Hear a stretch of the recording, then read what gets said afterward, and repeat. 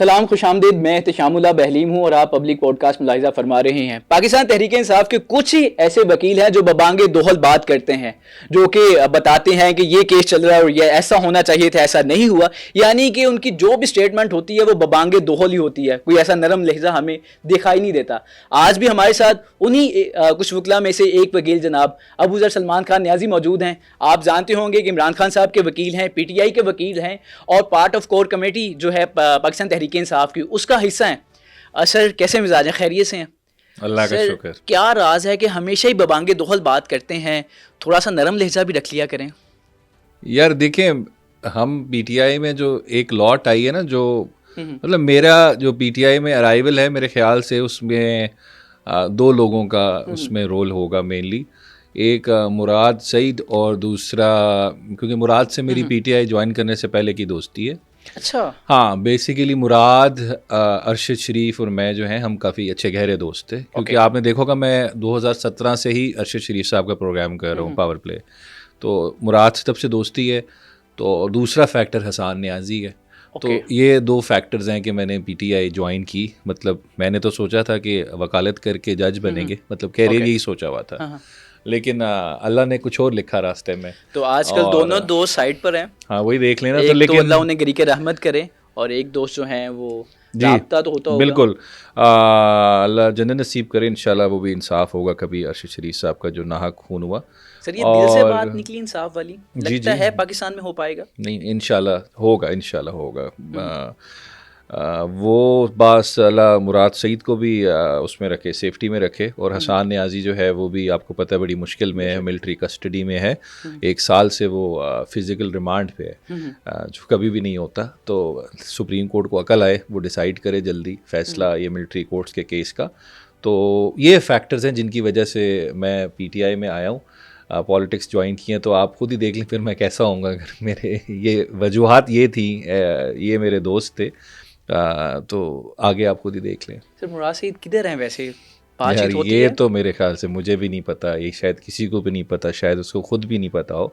लेकिन जहाँ भी है मेरी दुआ है कि वो खैरियत से हो, सेफ्टी से हो, क्योंकि उसकी ज़िंदगी को शदीद खतरात लाक हैं।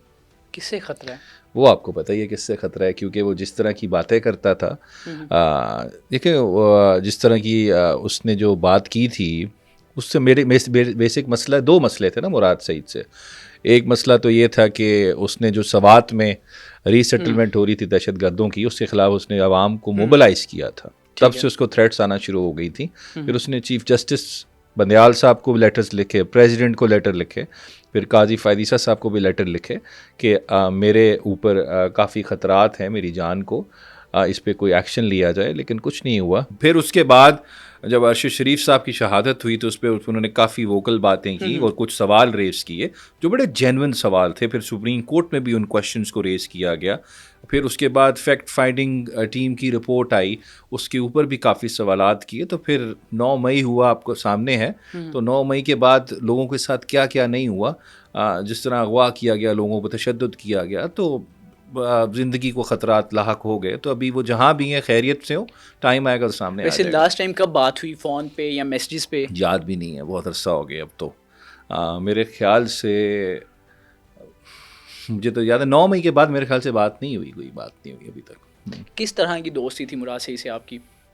देखें, मुराद बड़ा कम गो शख्स है। अगर आपको पता हो, प्राइवेट लाइफ में बड़ा प्राइवेट रहता है, उसके दोस्त बहुत कम है। वो इतना सोशल नहीं है उस तरह के, ज़्यादा लोगों में उठता बैठता नहीं है। एक हाँ, वो पॉलिटिशियन, ये एक स्टेट्समैन तो है, पॉलिटिशियन भी है और बहुत अच्छी बातें करता है। उसका एक नज़रिया है और वो एक student politics, student brand of politics जो होती है, जो फायर ब्रांड होती है, उससे सारा फल फूल के निकला है।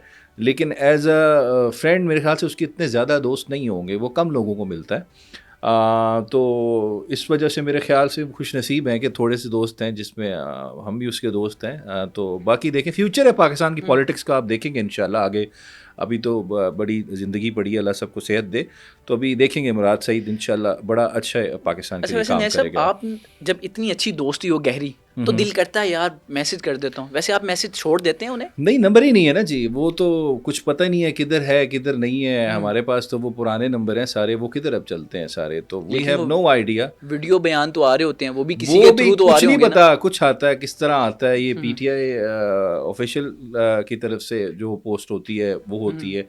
उसके अलावा we have no idea where is Murad Saeed, no idea. जो हो बस यही दुआ है कि खैरियत से हो, बस ट्विटर पे देखते हैं उसकी जो ट्वीट आती है, उसके अलावा नहीं पता मुराद और वो सईद किधर है। कुछ टाइम के लिए परेशान कर देती है। खालिश उर्दू तो वो हमेशा से बोलते थे, लेकिन वो तहरीर बना के कहानी की तरह पेश करते हैं। और अच्छा, पीटीआई के अंदर अगर कोई अच्छी खूबसूरत उर्दू लिखता है जिसको पढ़ के बड़ा मज़ा आता है, एक तो बोलता है, एक तो सलमान अकरम राजा साहब हैं, बड़ी खूबसूरत सलीस उर्दू बोलते हैं, और दूसरा मुराद सईद की जो लेटली ट्वीट्स हैं वो भी बड़ी अच्छी सलीस उर्दू होती है, बड़ी खूबसूरती से वो कहते हैं ना, वो नक्श खींच लेता है पूरा, एक स्केलेटन बना लेता है आर्गूमेंट जो भी बनाना होता है। तो ये है सारा कुछ। बाकी देखें हालात ठीक हो इस मुल्क में, सब कुछ नॉर्मलाइज हो, तो वो भी वापस आ जाएगा। पाकिस्तान की फ्यूचर का, पॉलिटिक्स का फ्यूचर है इंशाल्लाह, लेट्स सी। आपने अरशद शरीफ शहीद रहमतुल्लाह अलैह, मैं तो रहमतुल्लाह अलैह लगाता हूँ, अल्लाह ताला रहमतें बरसाएं उन पे। अच्छा, क्या आपको खबर कैसे मिली और एक दोस्त के क्या एहसासात थे जब आप तक ये खबर पहुँची? देखें, ये गालिबन शायद रात के 1 बज रहा था कि 12 बज रहे थे, 22 या 23 अक्टूबर की रात थी। तो एक दिन पहले अरशद से मेरी 2 दिन पहले बात हुई थी, बल्कि उससे समझे कि 32 घंटे पहले बात हुई होगी।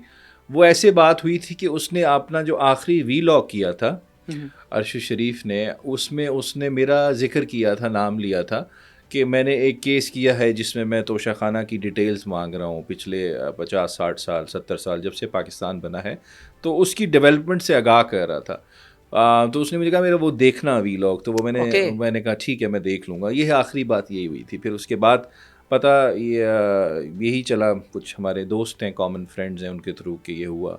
फिर गए इस्लामाबाद, सारा आपके सामने ही है, बड़ा दुख वाली बात है, सारा कुछ एक असासा था पाकिस्तान की जर्नलिज़म का।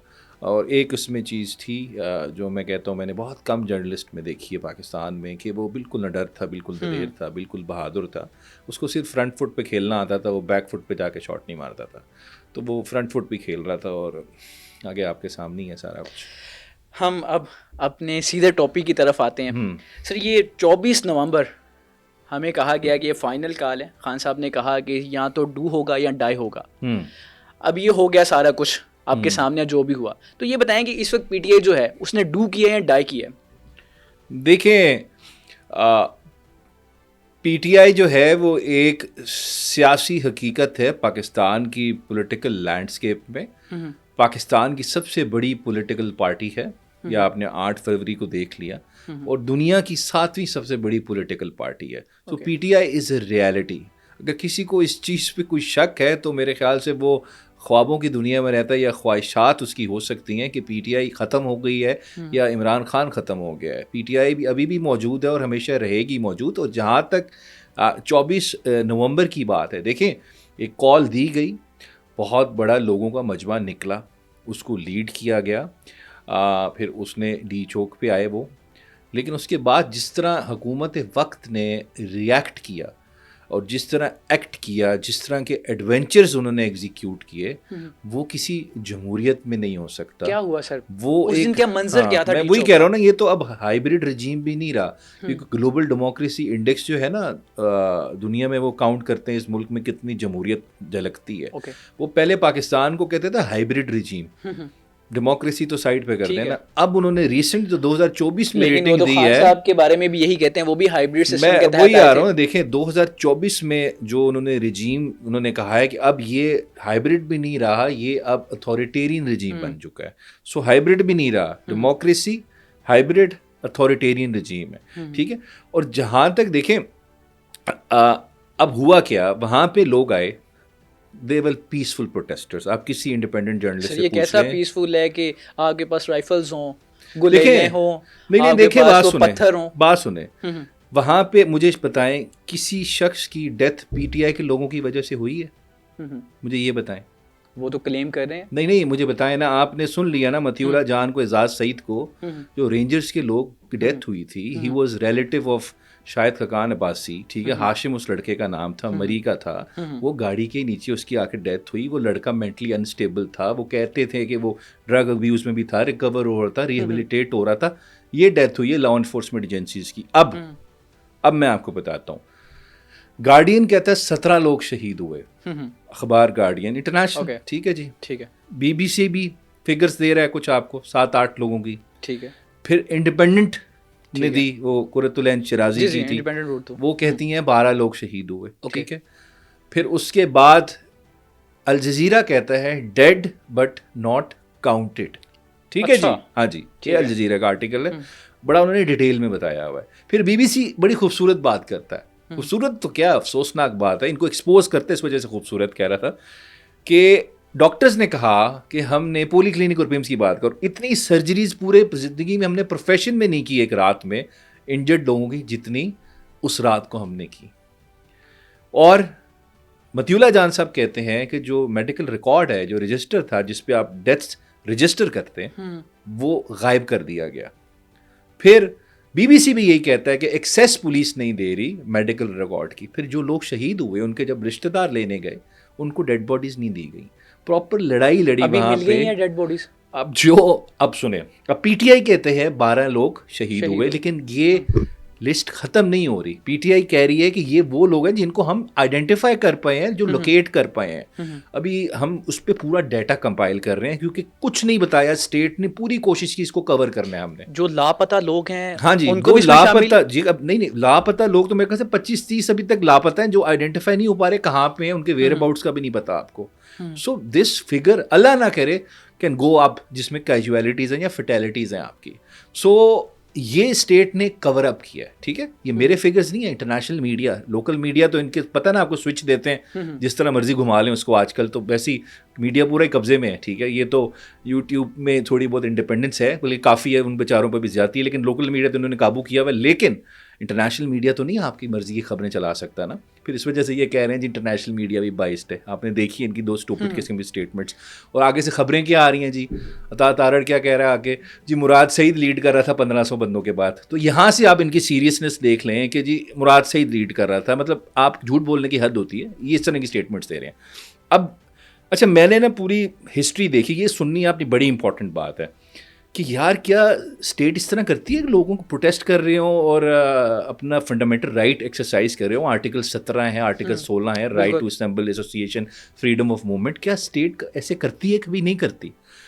कौन से मुल्क करते हैं ऐसी चीज़ें? अच्छा, एक बड़ी सर खान साहब ने किया था, खान साहब ने किया था फैज़ाबाद में, खान साहब की गवर्नमेंट में भी ये सब कुछ हुआ। देखें, मैं तो खान साहब की भी ट्वीट आपको दिखाता हूँ। हाँ। जब ये लोग आए थे, जी। ट्वीट है कि मैंने CDA चेयरमैन को डायरेक्ट किया है, CDA चेयरमैन को डायरेक्ट किया है कि जाके लोग, बारिश हो रही है, लोगों को कंबल प्रोवाइड करें, उनको फैसिलिटेट करें जो धरने पर। मैं बिलावल ने लॉन्ग मार्च की, मुलाना ने की, चली थी सर वहाँ पे। मुलाना ने लॉन्ग मार्च की, बिलावल ने लॉन्ग मार्च की। मैं पॉलिटिकल बात कर रहा हूँ, पॉलिटिकल पार्टीज ने जब की है। जी, वो फैजाबाद वो सर पॉलिटिकल पार्टी थी ना, जो एक इस्लामिक पार्टी करी थी। आप TLP वाली बात कर रहे हैं ना। लेकिन TLP के लोग तो आपने देखा उन्होंने किस तरह लोगों को पकड़ा।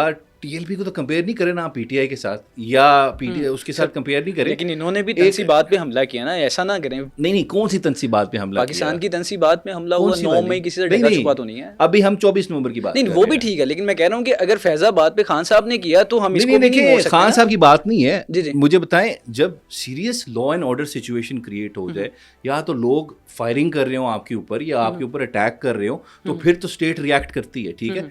यहाँ पे मुझे बताएं, एक शख्स मरा, कोई किसी को गोली लगी जो प्रोटेस्टर्स की तरफ से? लास्ट टाइम संगजानी में यार, लास्ट टाइम की छोड़े, आप 24 की बात करें। अभी हम 24 पे, उधर भी आ जाएंगे, पहले आप 24 पर हैं। वो तो अभी वाले इंसिडेंट को हमने देखना है ना, इस वक्त क्या हुआ।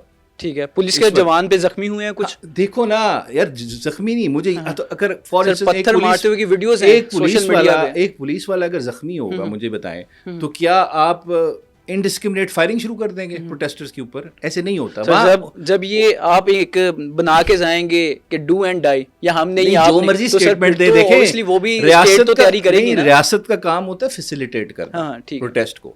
रियासत का काम ये नहीं होता कि लोगों को तंग करें और उनको आप प्रोवोक करें कि वो वॉलेटाइल हों या वो वायलेंस की तरफ जाएं। बात जो मैं कर रहा था ना, वो ये कर रहा था, देखें आपने फॉर इंस्टेंस के विदाउट वार्निंग कब हुई इस तरह के, मैं देख रहा था हिस्ट्री में कब हुआ, या कौन से मुल्कों में ऐसा होता है? ओके, ब्राज़ील हो गया, म्यांमार हो गया, बांग्लादेश हो गया, या पैलेस्टाइन हो गया, या कश्मीर हो गया, यहीं पे प्रोटेस्टर्स पे फायरिंग होती है। पहले तो देखें, आपको दुनिया कह रही है आप अथॉरिटेरियन रजीम है, हाइब्रिड रजीम ही नहीं है, ठीक है, और फिर आपकी जो एक्शंस है उससे भी रिफ्लेक्ट हो रहा है कि आप में कितनी बर्दाश्त है, कि आप प्रोटेस्ट ही बर्दाश्त नहीं कर सकते। आपको क्या वहाँ पे लोग क्या कर रहे थे कि हम घुस जाएंगे प्रेसिडेंट हाउस के अंदर और घसीट के बाहर ले आएंगे लोगों को, प्राइम मिनिस्टर को घसीट के बाहर ले आएंगे। और अभी थोड़े अर्से पहले मौलाना फजलुर रहमान ने जब प्रोटेस्ट किया, ठीक है, सुप्रीम कोर्ट के सामने, आप भीगी बिल्ली बन गए वहाँ पे। वहाँ तो आपने घुटने टेक दिए स्टेट ने, आपके एक बंदे ने किसी को कुछ नहीं कहा, वो सुप्रीम कोर्ट से माफिया मंगवा के गए हैं, ठीक है। वहां आपको रिट ऑफ स्टेट याद नहीं आई, यहाँ तो आधी तो औरतें होती हैं। वो ये बयानियां बना के तो नहीं गए थे हम डू एंड डाई करेंगे, नहीं, जो भी थे आपसे उन्होंने जबरदस्ती बातें मनवाई सारी, ठीक है। आपने सर वो आपकी भी बात मानने को तैयार हैं, वो तो खुद कहते हैं कि आप संजानी कर लें, हम उनकी बातें कहाँ सुने। जरा मैं आपको बताता हूँ इन्होंने किया क्या। देखें 1919 में ना, 1919 में, ठीक है, प्रोटेस्ट हो रहा था ये जलियांवाला बाग में, ठीक है जी, ठीक है। वो प्रोटेस्ट क्या था कि जो रोलेट एक्ट था, ठीक है, एक कानून बनाया था, जी, ठीक है, उसमें कुछ शिक्के थी जिससे सब कॉन्टिनेंट के लोगों को, जिसमें मुसलमान, हिंदू, सिख सब थे, उनको लगता था हमारे बुनियादी हकूक खत्म कर दिए गए हैं। और वो क्या थे, ये सिमिलैरिटी बड़े मजे की है, वो ये थे कि किसी को भी इनडेफिनेटली आप प्रिजन में डाल सकते हैं विदाउट ट्रायल, ओके, ठीक है। और कोर्ट से आपने जुडिशियल रिव्यू का वो ले लिया था राइट, ओके, कि इस एक्शन को कोर्ट्स रिव्यू भी नहीं कर सकते। आजकल भी कंपैरिजन करें, अभी रिसेंटली इन्होंने लॉ पास किया अंदर द एंटी टेररिज्म एक्ट कि ये किसी को भी इंडेफिनिट स्टे डिटेंशन में लेके जा सकते हैं। कहने का मतलब है हम 100 साल आगे जाने के बजाय 100 साल पीछे जा रहे हैं। मैं सिर्फ कंपैरिजन ड्रॉ करूं, बड़ा अच्छा कंपैरिजन होता है। और फिर साथ साथ 26वीं आईनी तरमीम देखे ना आपने, जुडिशियल रिव्यू का कॉन्सेप्ट भी तकरीबन जो था वो आपने जुडिशरी के हाथ से ले लिया, एग्जीक्यूटिव के नीचे दबा के रख दिया। सो हालात उस तरह के थे। एक्शन रोलेट एक्ट के खिलाफ एहतजाज हो रहा है। एक थे ब्रिगेडियर जनरल डायर साहब, ठीक है, ठीक है। और अच्छा ये लोग कंफ्यूज कर जाते हैं, दो डायर थे, एक डायर नहीं था, एक डायर था जो गवर्नर था, लेफ्टिनेंट गवर्नर जो पहले माइकल ओ डायर, जी जी बिल्कुल, वो गवर्नर था। अच्छा ये डायर हो रहा है, हाँ, लेफ्टिनेंट गवर्नर जो था माइकल डायर, वो उस वक्त गवर्नर था, लेफ्टिनेंट गवर्नर था पंजाब का, ठीक है। और उसके नीचे एक अफसर था ब्रिगेडियर जनरल डायर, ठीक है। लेफ्टिनेंट गवर्नर ने उनको कहा कि इसको आप कंट्रोल करें मॉब को, ओके। वो गए डायर साहब, उसने ना वार्निंग दी। अब जलियांवाला बाग अगर देखे ना, वो बाकी साइडों से बंद है, उसकी एक ही एंट्रेंस थी, बाकी आप वहां से बाहर नहीं जा सकते, ठीक है। उसने ना वार्निंग दी ना, बस लोग वहां प्रोटेस्ट कर रहे थे कि हम नहीं मानते इस कानून को, जिस तरह है कि जुल्म के ज़ाब्ते हम नहीं मानते, वही हो रहा था, ठीक है जी। उसने फायरिंग की और रोकी नहीं, ऑर्डर कर दिया, रोकी नहीं, फायरिंग होती रही जब तक आखिरी शख्स भी वहां मर नहीं गया, फायरिंग नहीं रुकी। विदाउट वार्निंग फायरिंग हुई थी, ठीक है, बताया भी नहीं। वार्निंग होती है प्रॉपर, वैसे अगर मैं पुलिसिंग के कॉन्सेप्ट पढ़े उस पर आता हूँ, अभी वार्निंग नहीं दी और आपने इनडेफिनेट टाइम के लिए इनडिस्क्रिमिनेट फायरिंग की वहाँ पे। अच्छा फिर सर कितनी ड्यूरेशन तक होती रही है फायरिंग? यार ये अच्छा खासा आधा घंटा 35 मिनट तक फायरिंग होती रही थी, ठीक है, लगातार, हाँ। अच्छा अब मैं कह रहा क्या हूँ, बेसिकली समझाना क्या चाह रहा हूँ आपको कि गोरा जो एक इंपीरियल गवर्नमेंट थी, जो इंपीरियल रजीम आपके ऊपर आके बैठा था, ओके, उन्होंने भी जब उसका उनको लगा कि यार हम गलती कर गए, बहुत ज़्यादा लोग मर गए, तो बड़ा जुल्म हो गया, ठीक है, हमें प्रोटेस्टर्स पे फायरिंग नहीं करनी चाहिए थी, उनका राइट है प्रोटेस्ट करना। उन्होंने एक कमीशन बनाया। ये अब इंपीरियल गवर्नमेंट ऑक्यूपाइंग फोर्स बना रही है अपने गोरे अफसर के ऊपर कमीशन, यहाँ पे हुकूमत ये भी मानने को तैयार नहीं कि जो कोई मरा है। ये पहले इन्होंने कहा कोई डेड बॉडी, कोई फायरिंग नहीं हुई, फिर उन्होंने कहा कोई जख्मी नहीं हुआ, फिर उन्होंने कहा कोई फायरिंग नहीं हुई, कोई मरा नहीं, कोई शहीद नहीं हुआ। फिर जब जनाजे भी आ गए तो फिर लोगों ने कहा जी जनाजे भी पढ़ रहे हैं लोग, जाके जनाजे उनके पढ़ रहे हैं, तो फिर ये जी किसी और के जनाजे हैं। सो ये गवर्नमेंट तो डिनाइल मोड में है कि इन्होंने कुछ किया ही नहीं है। इसी वजह से बैकफुट में अभी इनके अपने और इनके हैंडलर्स के भी आपस में मसले हो रहे हैं, नजर आ रहे हैं। कुछ स्टेटमेंट्स फैसल वाडा साहब की कुछ और स्टेटमेंट्स आ रही हैं, इनके गवर्नमेंट मिनिस्टर की कुछ और स्टेटमेंट्स आ रही है कि लोगों ने मिस हैंडल किया, आपने देख लिया, ठीक है। सो एक मिसहैप हो गया है, एक बहुत बड़ी ज्यादती हो गई है, लोग कत्ल हो गए। एक शख्स कत्ल हो कि 100 लोग कत्ल हो, 50 लोग कत्ल हो, इंसानियत का कत्ल है, हमारा इस्लाम भी यही कहता है, ठीक है। अब क्या हुआ, हंटर कमीशन बना, उन्होंने कहा हम इसको इन्वेस्टिगेट करेंगे, ये तो बड़ी ज्यादती हो गई। तो उसमें दायर पेश हुआ, अच्छा। उससे सवाल जवाब हुए। वो माइकल हंटर था, विलियम हंटर था, जो एक्स सोलिसिटर जनरल था, उसको उन्होंने कमीशन का हेड बनाया। उसमें 4 लोग उन्होंने गोरे डाले, 4 लोकल डाले, एक 8 मेंबर कमीशन बना, ठीक है। उन्होंने मेजॉरिटी ने जब सुना, उससे सवाल पूछा, भाई ये क्या किया तुमने? अच्छा, उसने जो जवाब दिया, जो इनके जवाब सुनता हूँ ना, मुझे बिल्कुल समझ आती कि जहनीत जो है, ये गोरा अंग्रेज तो चला गया, लेकिन काले अंग्रेज हमारे ऊपर मुसल्लत हैं, वही जहनीत रिफ्लेक्ट होती है। कहते क्या है, वो कहता क्या है कि मैंने बिल्कुल वार्निंग भी नहीं दी, मान रहे, और मैंने फायरिंग कर दी और मैं रुका भी नहीं, मैं करवाता रहा, और मुझे अफसोस नहीं है जो मैंने किया है, और ये जो मैंने किया है, अगर ये मैं ना करता तो इस मुल्क में रिबेलियन आ जाता, म्यूटनी आ जाती, ये लोग आज़ादी की तरफ और ज़्यादा फोर्सफुली जाते और आज़ादी मांगते हैं हम लोगों से, तो मुझे मजबूरन ये करना पड़ा। उसको कहा कमीशन की फाइंडिंग में कि भाई आपका जो कॉन्सेप्ट है ना ड्यूटी का, वो मिस्टेकन है। ड्यूटी ये नहीं होती कि आपने म्यूटनी रोकनी है, आपने रिबेलियन रोकना है, आपने लॉ एंड ऑर्डर मेंटेन करना है। और लॉ एंड ऑर्डर जब आपने मेंटेन करना है, उसका तरीकाकार क्या होता है? प्रोटेस्ट अगर कोई है, देखो एक 2 तरह की असेंबलीज हो सकती हैं। एक वायलेंट असेंबली हो सकती है, वायलेंट लोग इकट्ठे हुए हैं बहुत सारे। एक इलीगल असेंबली होती है, लेकिन वो वायलेंट नहीं भी होती, वो पीसफुल होती है, ये भी हो सकता है। आपने आपका जो कॉन्सेप्ट ऑफ ड्यूटी था मिस्टेकन, तो उसको सेंश्योर किया उन्होंने, रेप्रीमेंड किया, और उसको उसकी नौकरी से हटाया, उसको वापस उन्होंने भेज दिया इंग्लैंड। यही कर सकते थे ना, गोरे थे, अपने बंदे को फांसी तो नहीं लगा सकते, लेकिन एटलीस्ट उस गवर्नमेंट ने जो हम पे कब्जा करके बैठी हुई थी, एक कंपनी थी ईस्ट इंडिया, ब्रिटेन था, उन्होंने भी इंसाफ करने की कोशिश की, कुछ अकाउंटेबल किया, लेकिन ये लोग मानने को भी तैयार नहीं। असूलन एक इंडिपेंडेंट जुडिशल कमीशन बना देते सिटिंग जज का, इस वाक़ये को इन्वेस्टिगेट करते, हमारे क्लेम्स जो हैं, हम जो बात कर रहे हैं वो भी सुनते, इंडिपेंडेंट जो न्यूज़पेपर्स हैं वो बात कर रहे हैं, गवर्नमेंट भी आती, उस पर एविडेंस रिकॉर्ड होती है, फिर फाइंडिंग आती और रिस्पॉन्सिबिलिटी फिक्स की जाती। क्योंकि ये Pakistan at the end of the day PTI के खाली सपोर्टर्स वोटर्स नहीं है, ये पाकिस्तान के शहरी भी हैं जिनका कत्ल हुआ है। तो इस मामले को इन्वेस्टिगेट करने की ज़रूरत थी। लेकिन क्या है, क्योंकि वो भी इम्पोज थे हमारे ऊपर, जीत के तो नहीं आए थे, ये भी हमारे ऊपर इम्पोज हैं। नहीं साहब, अगर मैं सादा अल्फाज में पूछूं, इस तमाम मामले का जिम्मेदार कौन है? तो आपके नजदीक कौन जिम्मेदार है? मैं बताता हूँ, हाँ बिल्कुल, बहुत अच्छा सवाल है।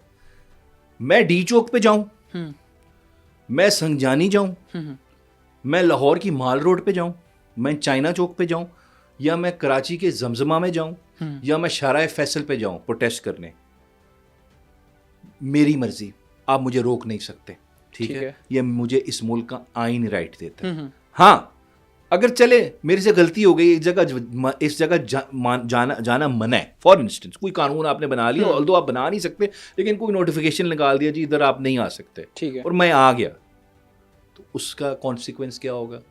आप मुझे अरेस्ट करके बंद कर देंगे, ठीक है, मुझ पे FIR करेंगे, जो भी करना है, जो भी पीनल कॉन्सिक्वेंसेज होंगे, लेकिन आपके पास एज स्टेट ये राइट नहीं है कि आप मुझे गोली मार के वहाँ से हटाएं। ये आप नहीं कर सकते। अगर आप जमहूरियत में रहते हैं, आप ये नहीं कर सकते। और मैंने एक किताब पढ़ी थी बड़ी अच्छी, police and law enforcement, Indian writer था बड़ा फेमस, श्री कृष्णा अय्यर डेब नाम है उसका। उसने बताया था कि एक क्राउड अगर आ जाता है तो उसको आपने डिस्पर्स कैसे करना है ना, तरीकाकार। सारी बात आपने खाली तो करानी है ना जगह, एंड ऑफ द डे उन्होंने पूरा तरीकाकार बताया कि आप पहले वार्निंग देंगे, उसके बाद आप उनको टीयर गैस कर सकते हैं, नहीं फिर लाठी चार्ज सेकंड नंबर पे, थर्ड पे टीयर गैस, चौथे पे वाटर कैनन, पांचवें पे यूज़ ऑफ फोर्स। अब यूज़ ऑफ फोर्स में आपका जैसे अगर फायर आर्म यूज़ भी करना है आपने, वो तब करना है आपने जब एक्सट्रीमली वायलेंट मॉब हो और आपको लगे कि किसी को कत्ल करने वाला है या मारने वाला है, तो फिर आप यूज़ ऑफ फोर्स पे जाएंगे, और वो यूज़ ऑफ फोर्स भी नेसेसरी मिनिमम होगी और प्रोपोर्शनेट होगी। अच्छा, ये सारा कुछ हुआ है? हाँ, ये IG साहब ने किया है, सबसे पहले ऐलान किया है क्या कि हाँ आप हमारे शहरी हैं, हमारी हिफाजत, आपकी हिफाजत हमारी हिफाजत है, तो हम आप पे कुछ ऐसा नहीं करना चाहते जिससे आपको तकलीफ पहुंचे। उसके बाद फिर दोबारा लाठीचार्ज हुआ, फिर उसके बाद टीयर गैस हुई, उस टीयर शेलिंग हुई, उसके बाद फिर सारा कुछ हुआ। तो ये तो हुआ, ये तो फिर इसमें तो दो राय नहीं है, सही किया उन्होंने। मेरी बात सुने, आपने जब लास्ट कंडीशन में जाना ना, जब आप क्राउड के ऊपर रिजोर्ट टू करते हो टू फायरिंग या आप फोर्स यूज करते हो ये वाली, उसकी बड़ी स्ट्रिक्ट कंडीशंस हैं। फॉर इंस्टेंस आपको अगर एक फायर से भी काम हो रहा है ना, तो मतलब ये नहीं कि 1000 गोलियां खोल दो, स्नाइपर्स बिठाओ। स्नाइपर्स क्यों बिठाए आपने? दैट मीन्स आपके दिल में चोर था, आप कुछ गलत काम कर रहे थे, आप कुछ प्लान करके बैठे हुए थे। क्या आपके नजदीक क्या प्लान होगा? स्नाइपर से क्या हो सकता है? वही तो कह रहा हूँ, अंदाजा फिर भी आपके एनालिसिस होंगे कि यार ये क्यों, मतलब जो वहां पे लोग मौजूद थे, आप उनसे अगर बात करें, जो लोग वहां पे थे, वो तो कह रहे थे पता नहीं चल रहा था गोलियां कहाँ से आ रही है। नॉर्मली तो रबर बुलेट्स होती है ना, आपको पता ही है। State can not resort to firing. यार आप क्या उस वक्त कोई बम धमाका करने वाले थे? आप क्या चीज रोकने के लिए फायरिंग किया आपने इमीडिएटली फायरिंग पे आप रिजॉर्ट कैसे कर गए हैं? यही तो कह रहा हूँ, इसलिए जुडिशियल कमीशन बनाए, इन्वेस्टिगेट करें। जब 1919 में गोरा बना सकता है हंटर कमीशन, आप लोगों को क्या मौत पड़ी है जुडिशियल कमीशन बनाने से? आप बनाएं, इन्वेस्टिगेट करें। जो उधर इस वक्त मौजूद थे, जो भी इंचार्ज था, क्योंकि गोलियां 17 ग्रेड से नीचे का अफसर ऑर्डर नहीं दे सकता चलाने का, कानून ये कहता है, ठीक है। जिसने ऑर्डर किया है गोलियां चलाने का, वो ऑर्डर गलत था, उसको प्रोसिक्यूट वैसे करने आपके की कुछ जरूरत खबरें है। तो पहुंची होंगी, किसने ऑर्डर दिया? यार हमें वाकई मुझे नहीं पता उस वक्त।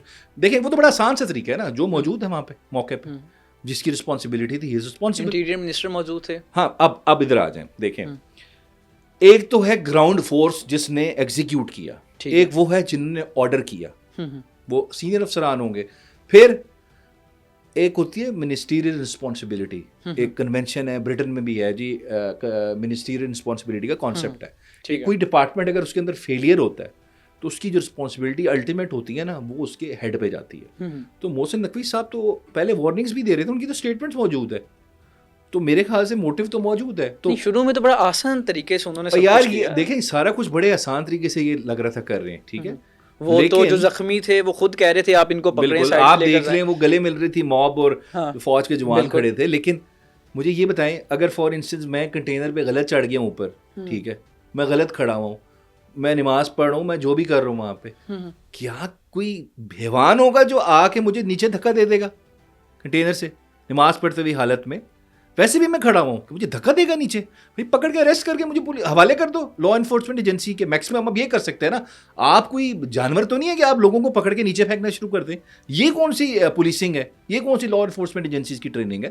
This is not the way. तो यहीं से मैं कह रहा हूँ ना, ये इनकी मेंटालिटी एक ऑक्यूपाइंग फोर्स, एक इंपीरियल फोर्स वाली, हमने किस तरह सब्जेक्ट्स को ट्रीट करना है, तो this is not the way चीज़ें चलती हैं। आपको कानून को, मैं हूँ, आप हैं, जो भी है, इवन जो पुलिस ही है, जो हुकूमत भी है, वो भी कानून की पाबंद है। खाली मैं नहीं हूँ, वो भी कानून की पाबंद है। अगर मैं कानून को फॉलो नहीं कर रहा फॉर इंस्टेंस, इसका मतलब ये नहीं है कि पुलिस वाला भी फॉलो नहीं करेगा, वो कानून का पाबंद है। अच्छा नहीं साहब, जो आपके ओपोनेंट्स हैं वो एक सवाल रखते हैं, जब भी किसी थोड़ी रखते हैं, कितने सवाल रखते हैं। हाँ। नहीं, ये जो मेन सवाल है, वो कहते हैं जब भी कोई दूसरे मुल्क का वफद आना होता है, किसी प्रेसिडेंट ने आना होता है, तब ये जो है पीटीआई वाले निकल आते हैं। अभी इन्होंने बेलारूस के साथ जोड़ दिया, इससे पहले ताउन के साथ जोड़ दिया। बेलारूस के साथ पूरी दुनिया के ताल्लुकात नहीं है, ये सिर्फ हमारे वाली ताल्लुकात बना रहे हैं। तो बेलारूस का सदर आ गया तो क्या हो गया, हम प्रोटेस्ट ना करें? ये किस तरह की बातें हैं इनकी? मतलब कि नहीं, आपको शंजानी दे रहे थे ना जगह, नहीं शंजानी डीचोक में करना था, नहीं जहाँ पे पाकिस्तान की सालमियत को भी मसला हो रहा है। नहीं, क्या सालमियत को मसला है? प्रेसिडेंट आया हुआ है, कौन सा? अच्छा, बेलारूस के पाकिस्तान से क्या ताल्लुकात है, मुझे बताएं। पाकिस्तान के जो भी ताल्लुकात है, लेकिन इस वक्त हमें मेहमान नवाजी है ना, बेलारूस के साथ हमारे पास मेहमान है, तो ठीक है ना, मेहमान के लिए हम सारी सड़कें बंद कर दें, ऐसे तो नहीं होगा ना। लेकिन वो तो मेन हम तो उनको, हमारा काम है उस मेहमान को सिक्योरिटी देना, उसके साथ कोई अगर आपने बायलैटरल ट्रीटी साइन करनी है, कुछ सिग्नेचर्स करने हैं, कुछ एग्रीमेंट साइन करने, वो करें। लेकिन उसका मतलब ये तो नहीं है कि मेहमान आ रहा है तो मेहमान तो इस मुल्क में हर वक्त आते हैं यहाँ पे। आप इंटरनेशनल कमिटमेंट्स, आपकी कोई ना कोई आ रहा होता है, आप एक यूएन का मेंबर है, 194 कंट्रीज हैं, हर वक्त कोई ना कोई आएगा, तो इसका मतलब ये है कि आप डेट्स तब्दील कर लेते हैं। नहीं, ऐसे नहीं होता ना। इसका मतलब ये नहीं है कि कोई मेहमान आ रहा है आपके पास तो बुनियादी हुकूक जो है वो बदल दें, या बुनियादी हुकूक जो है वो आप सस्पेंड कर दें। जी क्यों जी, फलाने मुल्क का प्राइम मिनिस्टर आ रहा है, फलाने मुल्क का प्रेसिडेंट आ रहा है। This is not how things work. आप जब जाते हैं, नहीं बात सुने, आप जब जाते हैं बाहर दूसरे मुल्कों में, अपना मुल्क बंद कर देते हैं वो लोग।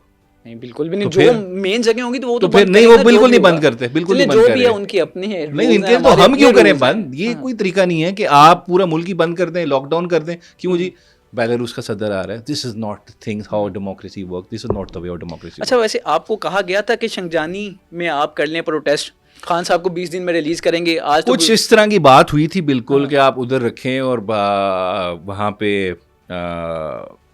डिस्कशन कुछ इस तरह की हुई थी। लेकिन ये हुकूमत जो है ये इस पे बिल्कुल, इस सेटअप पे ट्रस्ट नहीं किया जा सकता, क्योंकि ये हुकूमत की तरफ से हुकूमत आपको तो यकीन दहानी जो करवाई भी गई थी? आपको पता ही है, बाकी समझ है, हुकूमत नहीं, ही आगे वैसे- होती है, पीछे कौन होता है आपको पता हाँ, ही है सारा ठीक है। कुछ, ठीक है। हाँ, बात उतनी करें ना जो ऑन एयर भी हो जाए ना आपकी, ठीक है। तो उसके अलावा हम बीप लगा देंगे, आप हाँ, बता हाँ। दें। खैर वो छोड़ दें आप, बस समझ रहे हैं ना आप, जो ठीक भी है, था ठीक कि है। यही था कि जी हाँ। कुछ अरसे तक। लेकिन इशू है कि खान साहब जिस पोजीशन में है ना, उनको बड़े धोखे मिल चुके हैं, तो he is not, he can not trust. Government की तरफ से धोखे मिले? सब की तरफ से धोखे मिले तो दोबारा ट्रस्ट नहीं किया जा सकता। हाँ, हाँ।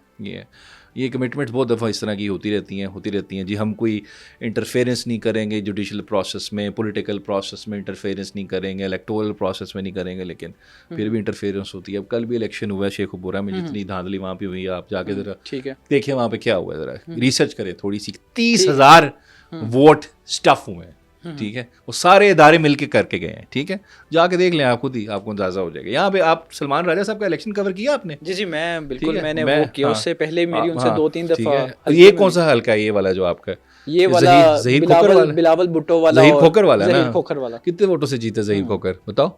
ज़हीर खोखर लेकिन जीते तो नहीं है। 30,000 वोटों की लीड से जिससे भी जीता हुआ है ना जीते, फॉर्म 45 हाँ, पे, ठीक है। ठीक है। तो किसी ने मुसलत कर दिया किसी और को हमारे ऊपर, और यही हुआ है सलमान राजा साहब के हल्के में। वो ओन चौधरी साहब को मुसलत किया गया। क्यों मुसलत किया गया, कोई सोचा? उसने सिर्फ एक काम किया था, उसने इद्दत केस में आके गवाही दी थी, एक घटिया केस में घटिया किस्म की गवाही दी थी, एक औरत की इज्जत ख़राब की थी, तो उसको गिफ्ट की गई ये सीट। ये तो हुआ है इस मुल्क में। अभी इलेक्शन तो मैं आपके साथ हल्का वाइज चलूँ, किसी दिन अलहदा पॉडकास्ट करेंगे कि हर हल्के में क्या हुआ है यहाँ पे।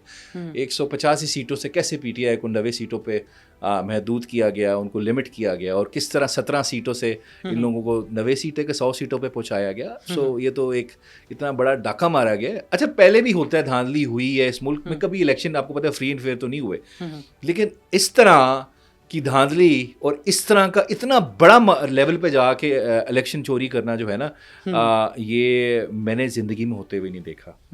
अच्छा, एक आखिरी बात कर दूं, आप बात कर रहे थे ना ये प्रोटेस्ट के ऊपर फायरिंग की। मैंने सोचा, हम तो अभी, हमारी एज तो कम है, आपकी भी कम है, फिर मैंने देखा ना, तो ये दोनों पार्टीज़, पीपल्स पार्टी हो या नून लीग हो, इनकी हिस्ट्री है कि लोगों को फायरिंग करके मारा जाए।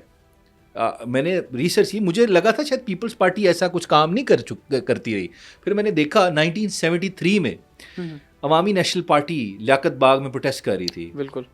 FSF थी, फेडरल सिक्योरिटी फोर्स, भुट्टो साहब ने बनाई थी अपनी ही प्रोटेक्शन के लिए और अपने पॉलिटिकल ऑब्जेक्टिव्स के लिए। उन्होंने फायरिंग की, उसके ऊपर लोग मरे, बहुत लोग शहीद हुए और बहुत ज़ख्मी हुए। फिर 77 में भुट्टो साहब इलेक्शन जीते थे दोबारा, कुछ सीट्स पे था कि यहाँ धांधली हुई है, सारी PNA बनी थी एक। जी बिल्कुल, उन्होंने प्रोटेस्ट किए थे। जी। असगर खान अरेस्ट हुआ, उसकी बीवी प्रोटेस्ट कर रही थी, मॉब पे फायरिंग हुई, 30 बंदे मरे। फिर अनारकली में एक मॉब पे फायरिंग हुई, अच्छे खासे बंदे मरे। टोटल बंदे 1977 में मार्च से लेके मई तक 250 पीपल वर किल्ड और बाय पुलिस फायरिंग, और 50,000 वर डिटेन्ड। और एक तो सियासतदान के वालिद जो हैं, साद रफ़ीक के वालिद रफ़ीक, हाँ, उनको पीपल्स पार्टी मैं वही कह रहा हूँ, बहुत सारे लोग। फिर PMLN मॉडल टाउन सबके सामने, यार क्या इशू था। ताहिर कादरी साहब ने क्या कसूर था उनका? उन्होंने बैरियर रखे हुए थे सड़कों पे, ठीक है, यही था। यही तो ये मेंटालिटी है, ये मैं आपको समझा रहा हूँ। मेंटालिटी क्या है कि आपने बैरियर्स रखने की वजह से इतना बड़ा एक्शन लिया, जो मिसहैप हो गया, जो किया आपने, क्या हुआ उसके बाद? 14 लोग मर गए, प्रेग्नेंट औरतें कत्ल हुई, और मॉल्टन इंक्वायरी कमीशन बैठा, इनको रिस्पॉन्सिबल उन्होंने कहा। तो ये लोग डिसेंट, कोई इनसे डिसएग्री करे, कोई प्रोटेस्ट करे, इनको हजम नहीं होता। ये लोग उसके बाद फैजाबाद PTI की गवर्नमेंट में नहीं, देखें, उसको नहीं कंपेयर कर लेते हैं। खान साहब, मैं तो देखें, इमरान खान ने कभी किसी को फायरिंग करके या लोगों को ना कत्ल कराया है ना लोगों को अगवा कराया है। इमरान खान की ये पॉलिटिक्स ही नहीं है। नहीं वो करवाते, वो तो आगे हुक्म देते थे। बात सुने, उनकी गवर्नमेंट में क्या नहीं हुआ, सारा हाइब्रिड सिस्टम चल रहा था, कानून साजी भी वो कहते थे कि आप बुला लें। आप किस चीज को किससे कंपेयर कर रहे हैं? मैं आपको कह रहा हूँ कि यहाँ मॉडल टाउन में लोग आराम से बैठे हुए, घर के बाहर बैरिकेड लगे हुए, आके पुलिस एक्शन करके बंदे मार दिए, ठीक है। फिर मैं आपको क्या कह रहा हूँ, वहाँ पे रिगिंग के खिलाफ हो रही प्रोटेस्ट हो रहा है, वहाँ 77 में क्या हुआ, 73 में क्या हुआ, ठीक है। यहाँ पे लोग प्रोटेस्ट कर रहे हैं डी चौक पे आके। यार पीटीआई में आपको पता है अगर 100 बंदा प्रोटेस्ट कर रहे हैं उसमें 50 औरतें होती हैं, ठीक है। नो डाउट, ये तो बिल्कुल औरतें वायलेंट है, वो आगे वायलेंस कर रही है, औरतों पर तशद्दुद हो रहा है, क्या हो रहा है, क्या तमाशा हो रहा है। इस तरह नहीं स्टेट बिहेव करती। इस वजह से खान साहब ने फैसिलिटेट किया बिलावल को, मौलाना फजल रहमान को, ये नून लीग वालों को जब इन्होंने प्रोटेस्ट किया। मरियम नवाज ने जलसा करना था मीनारे पाकिस्तान में, कंटेनर्स लगा के बंद कर दिया गया, 144 लगा दी गई। बात सुने, वो भी हमने नहीं बड़ा फैसिलिटेट किया इनको। इन्होंने गुजरांवाला में जाके जो स्पीचेस की, वो खान साहब की कमेटी थी, किसने इनको कुछ कहा? ये बड़े आराम से करते रहे सारा कुछ, किसी ने नहीं रोका। ये जिस तरह देखें, मैं आपको कहूँ, आप इस चीज को ना एक उंगली को इतने बड़े हाथ से कंपेयर नहीं कर सकते। एग्जांपल दे रहा हूँ, रॉन्गफुल कंपैरिजन है। देखिए कहीं पे स्टेट कुछ एक्शन लेती है, ठीक है, मैं ये मानता हूँ स्टेट एक्शन लेती है, पुलिस उसने तो हरकत करनी है। सवाल ये है कि ये एक्शन रीजनेबल है या प्रोपोर्शनेट है कि नहीं है। फॉर इंस्टेंस अगर मैंने पानी की बोतल चुराई है ना, एग्जाम्पल है, तो उसके बदले आप मुझे फांसी नहीं लगा सकते, ठीक है। ये इन लोगों को उस चीज़ की तमीज़ नहीं थी। इन्होंने जो एक्शन लिए that was disproportionate.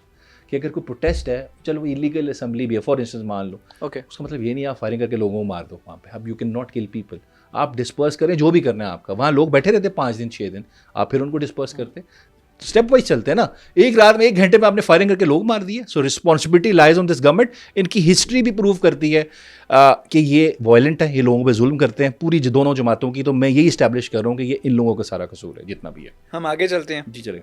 Bushra Bibi वहाँ रहती हैं और वो कहती हैं उनके बकौल के 2 घंटे मेरे ऊपर फायरिंग होती रहती है, और आपने अभी कहा 35 मिनट फायरिंग होती रहती है। अच्छा नहीं, मैं आपको ये कह रहा हूँ कि फायरिंग होती रही। ओके, मैं अब एग्जैक्ट मिनट आगे टाइम हो जाता है। 35 मिनट तो मैंने आपको जलियांवाला बाग की बताई थी। ओके चलें, ठीक है, ऐसे तो नहीं कर, चलें ठीक है। 2 घंटे 100 साल पुरानी बात इधर फिट कर दिया आपने। क्योंकि आप मुझे 100 साल पुराने लेके, मुझे लगता है एक ही चल रहा है, तभी वैसे ही था अभी वैसे है, कुछ बदला नहीं है। तो 2 घंटे बुशरा बीबी पे लगातार फायरिंग होती है और वो कहती हैं सारे भाग जाते हैं, मैं अकेली लड़ती हूँ। लेकिन फिर हमने CCTV फुटेजेस देखी, वो अली अमीन गंडापुर वो अकेली जा रही होती हैं, और कल भी उन्होंने तरदीद की कि मैं अकेली रह गई थी, कोई साथ नहीं था। बुशरा बीबी को सारे छोड़ के भाग गए? नहीं, ऐसा कुछ नहीं है। देखें, बहुत लोग जो थे साथ थे, लेकिन आपको इस चीज़ का अंदाज़ा, ये चीज़ आपको अप्रिशिएट करनी चाहिए कि जब फायरिंग होती है ना स्टेट की तरफ से या कहीं से भी फायरिंग हो रही होती है, तो उस वक्त you don't use your brain, ठीक है। उस वक्त आपका रिएक्शन होता है जो उस वक्त होता है, इंस्टेंट रिएक्शंस होते हैं। आप अपने आप को बचा रहे होते हो, कोई किधर निकल रहा होता है, किधर निकल रहा है, देयर इज़ नथिंग प्लान्ड, ठीक है। क्योंकि मैं अगर डी चौक पे जा रहा हूँ ना अभी, और बंदे साथ लेके जा रहा हूँ बहुत सारे, मेरे ख्वाबों ख्यालों में भी नहीं होगा कि मेरे ऊपर फायरिंग होगी यार। जो भी हो, मेरे अपने मुल्क की पुलिस है, मेरे अपने मुल्क की रेंजर्स है, सारा कुछ है। आई कैन नॉट थिंक कि मेरे ऊपर फायरिंग होगी। तो वहाँ पे जो हुआ सब हैपेजर्ड था, ठीक है। नथिंग वॉज प्लान्ड कि ये होगा इस तरह, जो भी था मुझे नहीं पता। हमारी नज़र में कि ये प्लान्ड, ऐसा कुछ भी नहीं होगा। वो फायरिंग हुई, फिर उसके बाद रिएक्शंस जो भी होते हैं लोगों के, वो नेचुरल होते हैं, इंस्टेंट रिएक्शंस होते हैं। वो प्लान नहीं होता कि मैं इसको देखूं उसको देखूं, लोग निकल जाते हैं, कुछ पता नहीं लगता। सो वो किस तरह उनको लगा, क्या सोचा उन्होंने, किस तरह उसको इंटरप्रेट किया, ये सवाल जो है ना, ये फैक्चुअल है। मुझे इतनी अवेयरनेस नहीं है बातों से। ऐसे लग रहा है जैसे वो पार्टी से नाराज़ हैं, वो पार्टी के लोगों से नाराज़ हैं, लीडरशिप से नाराज़ हैं। देखें, पार्टी से तो आप देखें हमारे सपोर्टर्स भी नाराज़ हैं। सोशल मीडिया आप हमारा फॉलो करते हैं, ठीक है, कितना अकाउंटेबल करता है, ठीक है। बिल्कुल ऐसे। असल में इशू क्या है, क्योंकि आपने देखा वोट बैंक है इस पार्टी में सारा खान साहब का, ठीक है, बिल्कुल ठीक है। खान साहब के अलावा कोई किसी को लीडर नहीं मानता। आपने भी देख लिया ना, ठीक है, किसी को नहीं बख्शता हमारा सोशल मीडिया, हमारे सपोर्टर्स, और बहुत नेक्स्ट लेवल अकाउंटेबिलिटी करते हैं यहाँ पे, ठीक है। सो खान साहब जेल में है, ठीक है। लीडरशिप के आपस में मसाइल कहीं ना कहीं आते हैं, आपको देखा, मतलब कि डिफरेंट लड़ाइयाँ चल रही होती हैं, कोई किसी बारे में कमेंट ओपन नहीं कर देता है आके। सो लगता है कि एक डिवीजन है, लड़ाई चल रही है, सारा कुछ, लेकिन उसका वजह है बहुत बड़ी। वो ये वजह क्या है, खान साहब है जेल में, ठीक है। जब घर का बड़ा जेल में होता है ना, तो बच्चे आपस में लड़ते हैं, ठीक है, एक नेचुरल प्रोसेस है, क्योंकि हमारी पार्टी तो वो तो है नहीं ना, मोनार्की नहीं है, डायनेस्टी तो है नहीं कि जिसमें जी खान साहब नहीं है तो पूरी उनकी फैमिली उसको लीड करेगी, उनका भांजा भी लीडर है हमारा, या उनकी बहन भी लीडर है, सब लीडर हैं, ऐसे नहीं है पीटीआई। पीटीआई एक मिडिल क्लास पार्टी है जहाँ पे हमारे जैसे लोग, मुराद सईद जैसे लोग, बहुत सारे लोग हैं जो ग्रो किए हैं, लीडर्स बने आके विद पैसेज ऑफ टाइम।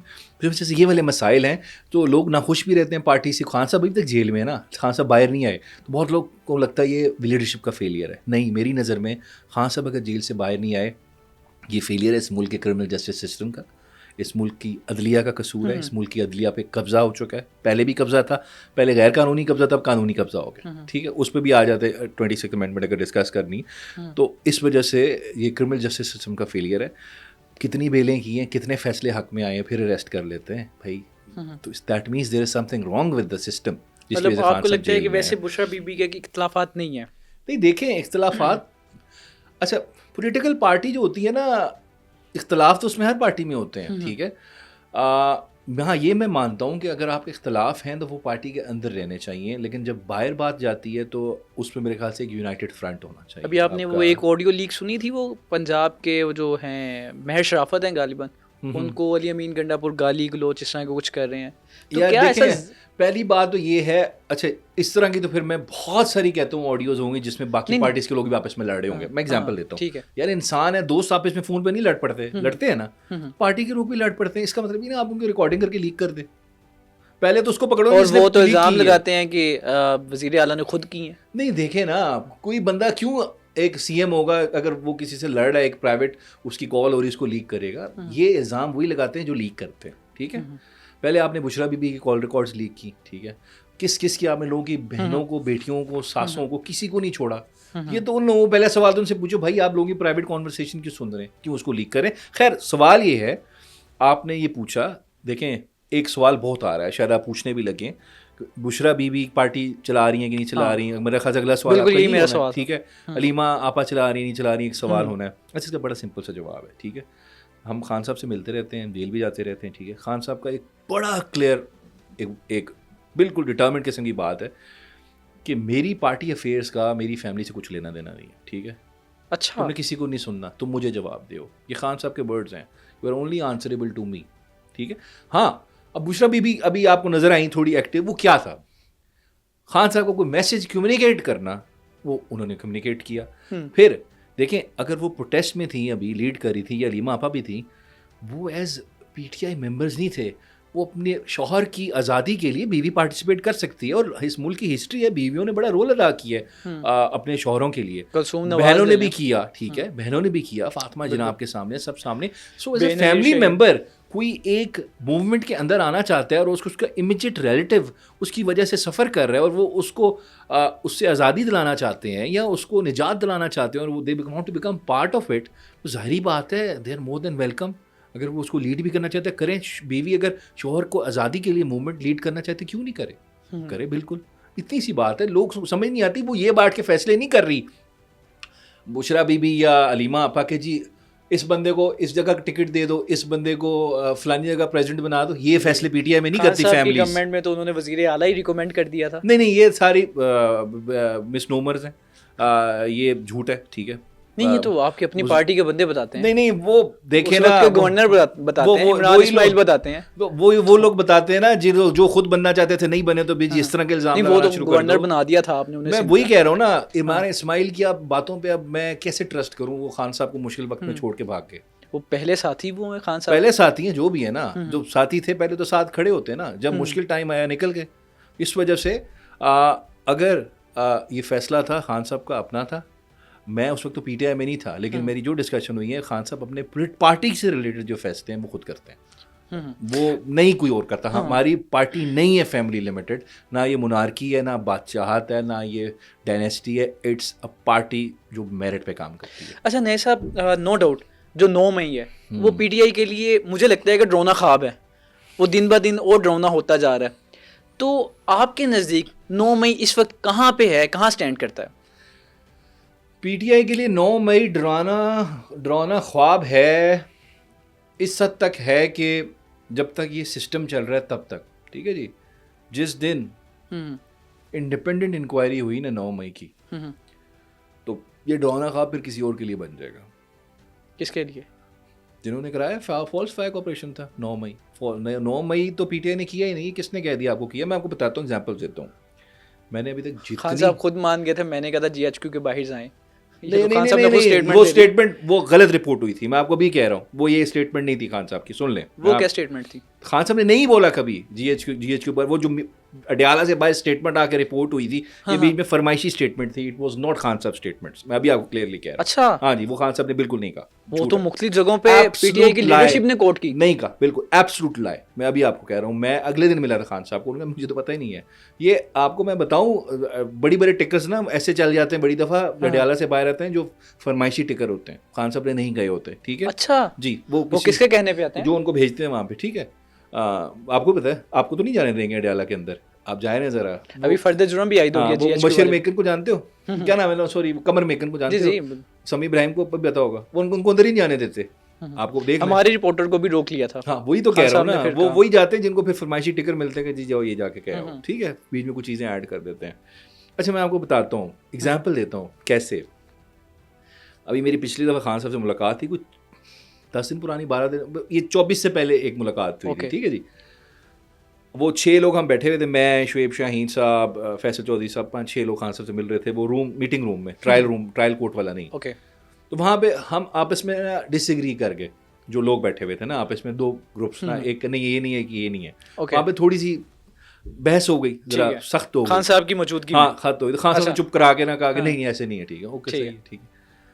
अब इतनी इंपॉर्टेंट डिस्कशंस थी, मीडिया को एड्रेस करना था बाहर जाके। उसके बाद हमने, और आपने प्रेस रिलीज भी बाहर आके दी। हाँ, खान साहब ने कहा तुमने जाके बोलना है सारा कुछ। मैं कहा ठीक है, खान साहब बोल देता है।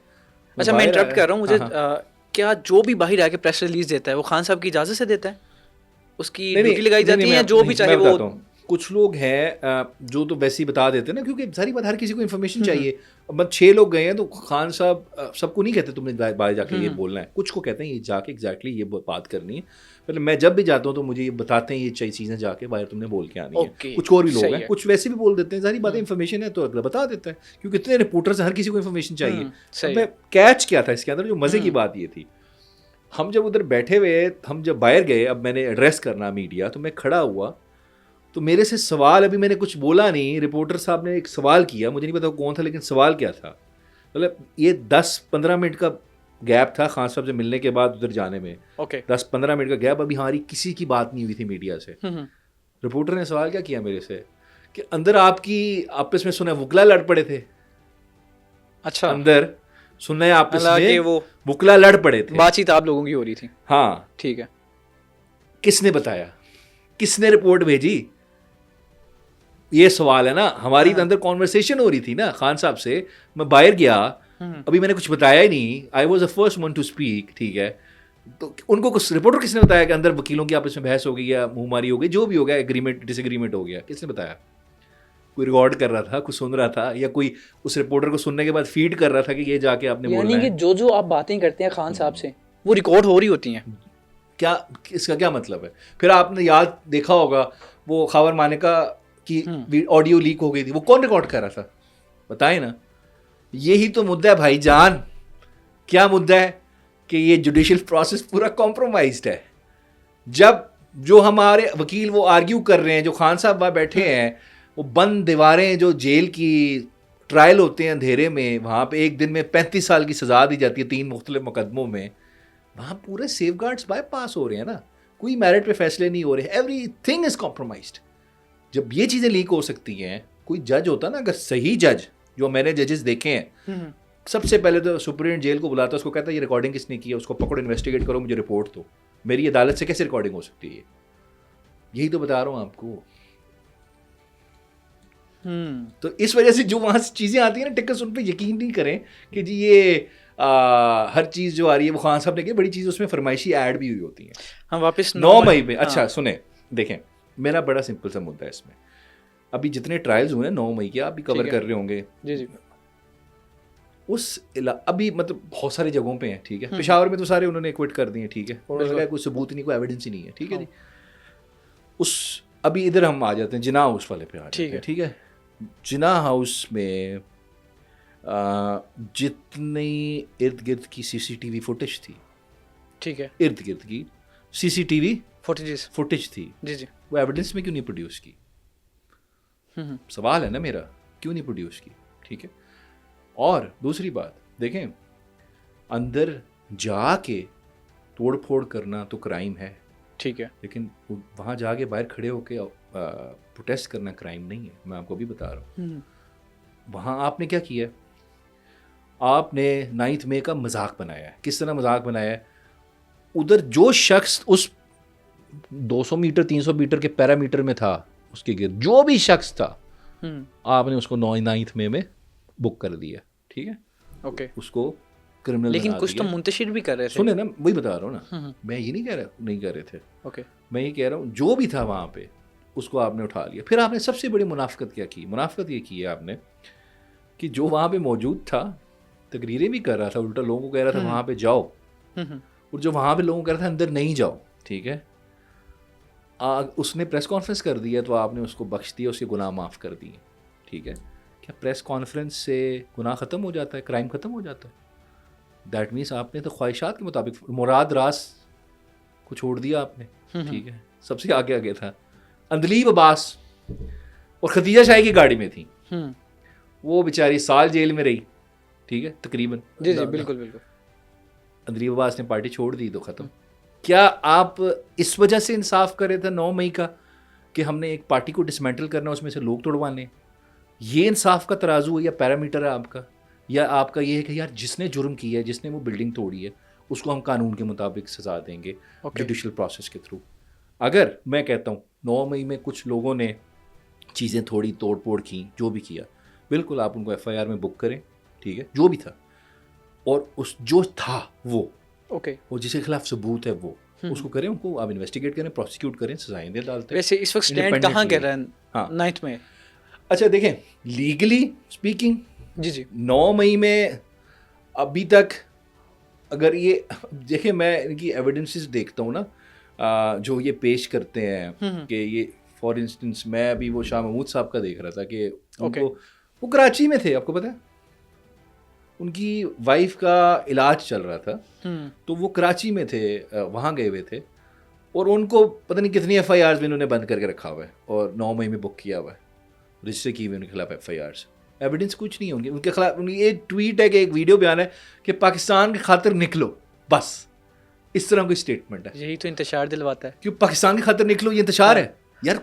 लॉ की बात हो रही है या मफरूजों की बात नहीं हो रही कि मैं कह रहा हूँ पाकिस्तान की खातिर निकलो तो तुम कहो जी इसका मतलब है जी जाके हर चीज तोड़ दो। भाई ये क्या बात हुई? वो कहते हैं कि ब्रेन वॉशिंग कर रहे थे। नहीं नहीं नहीं नहीं, ऐसे देखो, वो कहते हैं इज नॉट द आंसर। कानून क्या कहता है? कानून, हाँ वही ना, हाँ। वो जो कहते हैं that is not the answer. कानून क्या कहता है? That is the answer. कानून कहता है एविडेंस दो, मैं कह रहा हूं जिसमें अब अगर सजा देनी है ना, ये एविडेंस चाहिए। ठीक है, कि सलमान न्याजी कह रहा है कि जी जाओ जिना हाउस के अंदर तोड़फोड़ करो, आग लगा दो, दिस इज एविडेंस। वो आबाद फारूक जो था वो गेट की तरफ भाग रहा था, जिसकी भी है, मैं वही कह रहा हूं। यास्मीन राशिद कह रही है लिबर्टी में खड़े हो गए चलो जिना हाउस की तरफ जाएंगे हम। वही तो मैं कह रहा हूं ना, तरफ जाएंगे। तो उसके अलावा वो क्या करेंगे? नहीं नहीं नहीं, आप अगर सामने खड़ा कर देंगे ला के जो आपके कारकुनान है वो पहले ही मुंतशिर है, वो ऑब्वियसली वो तो गरम होना चाहते हुए भी चले जाएंगे। सामने खड़े होके एहतजाज करना कहां से जुर्म है? मुझे ये कौम जो है ये तो मुंतशिर कौम है। नहीं ये अब आप मफरूजों में बात कर रहे हैं। कौम मुंतशिर कौम है, कौम ऐसी है। सर आप सामने खड़े कर देंगे ला के, वो तो खुद ब खुद हो जाएंगे, बेसाख्ता चले जाएंगे। जब अदालत में बात जाएगी ना, कल ये मैं आर्गुमेंट दूंगा एज अ प्रोसिक्यूटर, सर अब आप वहां पे उनको जाके खड़ा कर देंगे तो उन्होंने तो फिर यही करना है। आप कहेंगे कि हम छोड़ेंगे नहीं। सुनो पूरी काटो नहीं कि जी प्रोसिक्यूटर कह रहा है जी, जज ने कहा जी एविडेंस दो। सर जी इन्होंने कहा वहां जाके खड़े हो जाओ, ये एविडेंस है। तो फिर साथ ये कहे सर देखें अगर वहां खड़ा कोई होगा तो वो फिर ये जुर्म तो करेगा ना। ये तो फिर आप अजम्पशन ड्रॉ कर रहे हैं, ठीक है। ये अदालत है ना, आपकी ये एविडेंस को पैक करना और ये डस्टबिन में फेंक देना। नहीं, अदालत नहीं मानती है एविडेंस, ठीक है। ये वाली अदालत मैंने आपको बता दिया पैरामीटर। बात ले लीजिए, पहले आपने कहा मीर जाफर मीर सादिक, फिर आपने कहा कि जनाब आपने एक मुकम्मल बना दिया, ब्रेन वॉशिंग कर दी कि हमने इन्हें छोड़ दिया, यही मुल्क दुश्मन है। ये जो आप बात कर रहे हो ना, उसके बाहर ये जो आप बात कर रहे हो ना, ये जो आप बात कर रहे हो ना, इन बातों पे क्रिमिनल कोर्ट्स में सजाएं नहीं होती हाँ। कि जी ये मैंने नैरेटिव बनाया, मैंने बयानिया बनाया, मैंने इसके बारे में ये कहा, उसके बारे में वो कहा, इसकी वजह से क्योंकि मैंने ये कहा हुआ था तो आप इनको सजाएं दे दे।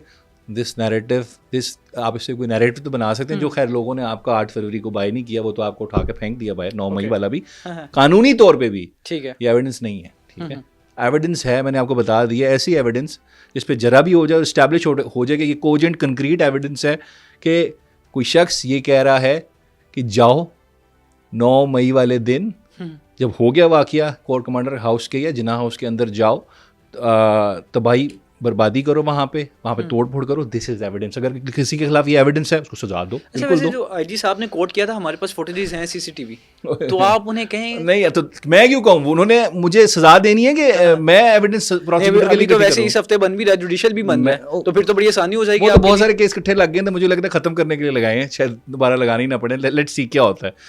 वो वैसे ये हफ्ता कितना अहम है, लेकिन 10-12 केस लगा दी उन्होंने, जो वैसे सारे अहम केसेस हैं यार। ये जुडिशरी पे ना पूरा फिर एक प्रोग्राम कर लेंगे। अभी मैं जरा 9th मई पे मैं बस इतना कह दूं आपको, 9th में लीगली इनके पास एविडेंस नहीं है बिल्कुल, जिसकी बेसिस पे ये लोगों को सजा दें। ठीक है। दूसरी बात, इन्होंने पूरी एविडेंस प्रोड्यूस नहीं किया। अब आप कह रहे हैं ना सीसीटीवी फुटेज आप कहें, इन्होंने जो क्रिमिनल लॉ में ना प्रूव प्रोसिक्यूशन ने करना होता है कि मैंने ये जुर्म किया, इनको एविडेंस देनी है, मुझे एविडेंस नहीं देनी है। अगर ये सीसीटीवी फुटेज लेने लगे, आप क्लेम करेंगे, सुने ना, सीसीटीवी फुटेज अगर ये वो उधर दरखास्तें दी हुई हैं सबने नीचे, अगर के दें जो अगर ये फॉर इंस्टेंस वहाँ की सीसीटीवी फुटेज आती है ना, उसमें वो लोग भी शायद नजर आ जाएं जो इंस्टिगेट कर रहे थे लोगों को, गाड़ियों भर भर के उतर रही थी चीज़ें तोड़ने के लिए, तो बहुत सारे लोग और फंस जाएंगे ना। मैं यही कह रहा हूँ, प्रॉपर इंक्वायरी हो, जुडिशियल कमीशन बने जिसमें ये सीसीटीवी फुटेज भी है, सारा कुछ है, शायद उसमें कुछ पीटीआई के लोग भी हों शामिल, ठीक, उनको भी सजा हो जाए, लेकिन और भी बहुत लोग होंगे जिनका भी नाम नहीं आ रहा। अच्छा, नहीं साहब, सिविल नाफरमानी, हाँ जी, दोबारा फिर आप इंतशार फैलाना चाह रहे हैं, अनारकी फैलाएंगे कि हम बिल नहीं देंगे, हम आपका कोई कानून नहीं मानते। पहले ही कहते हैं कि आप कानून वैसे नहीं मानते, तो अभी कानून की पासदारी नहीं होगी, सिविल नाफरमानी है क्या आपके नज़दीक?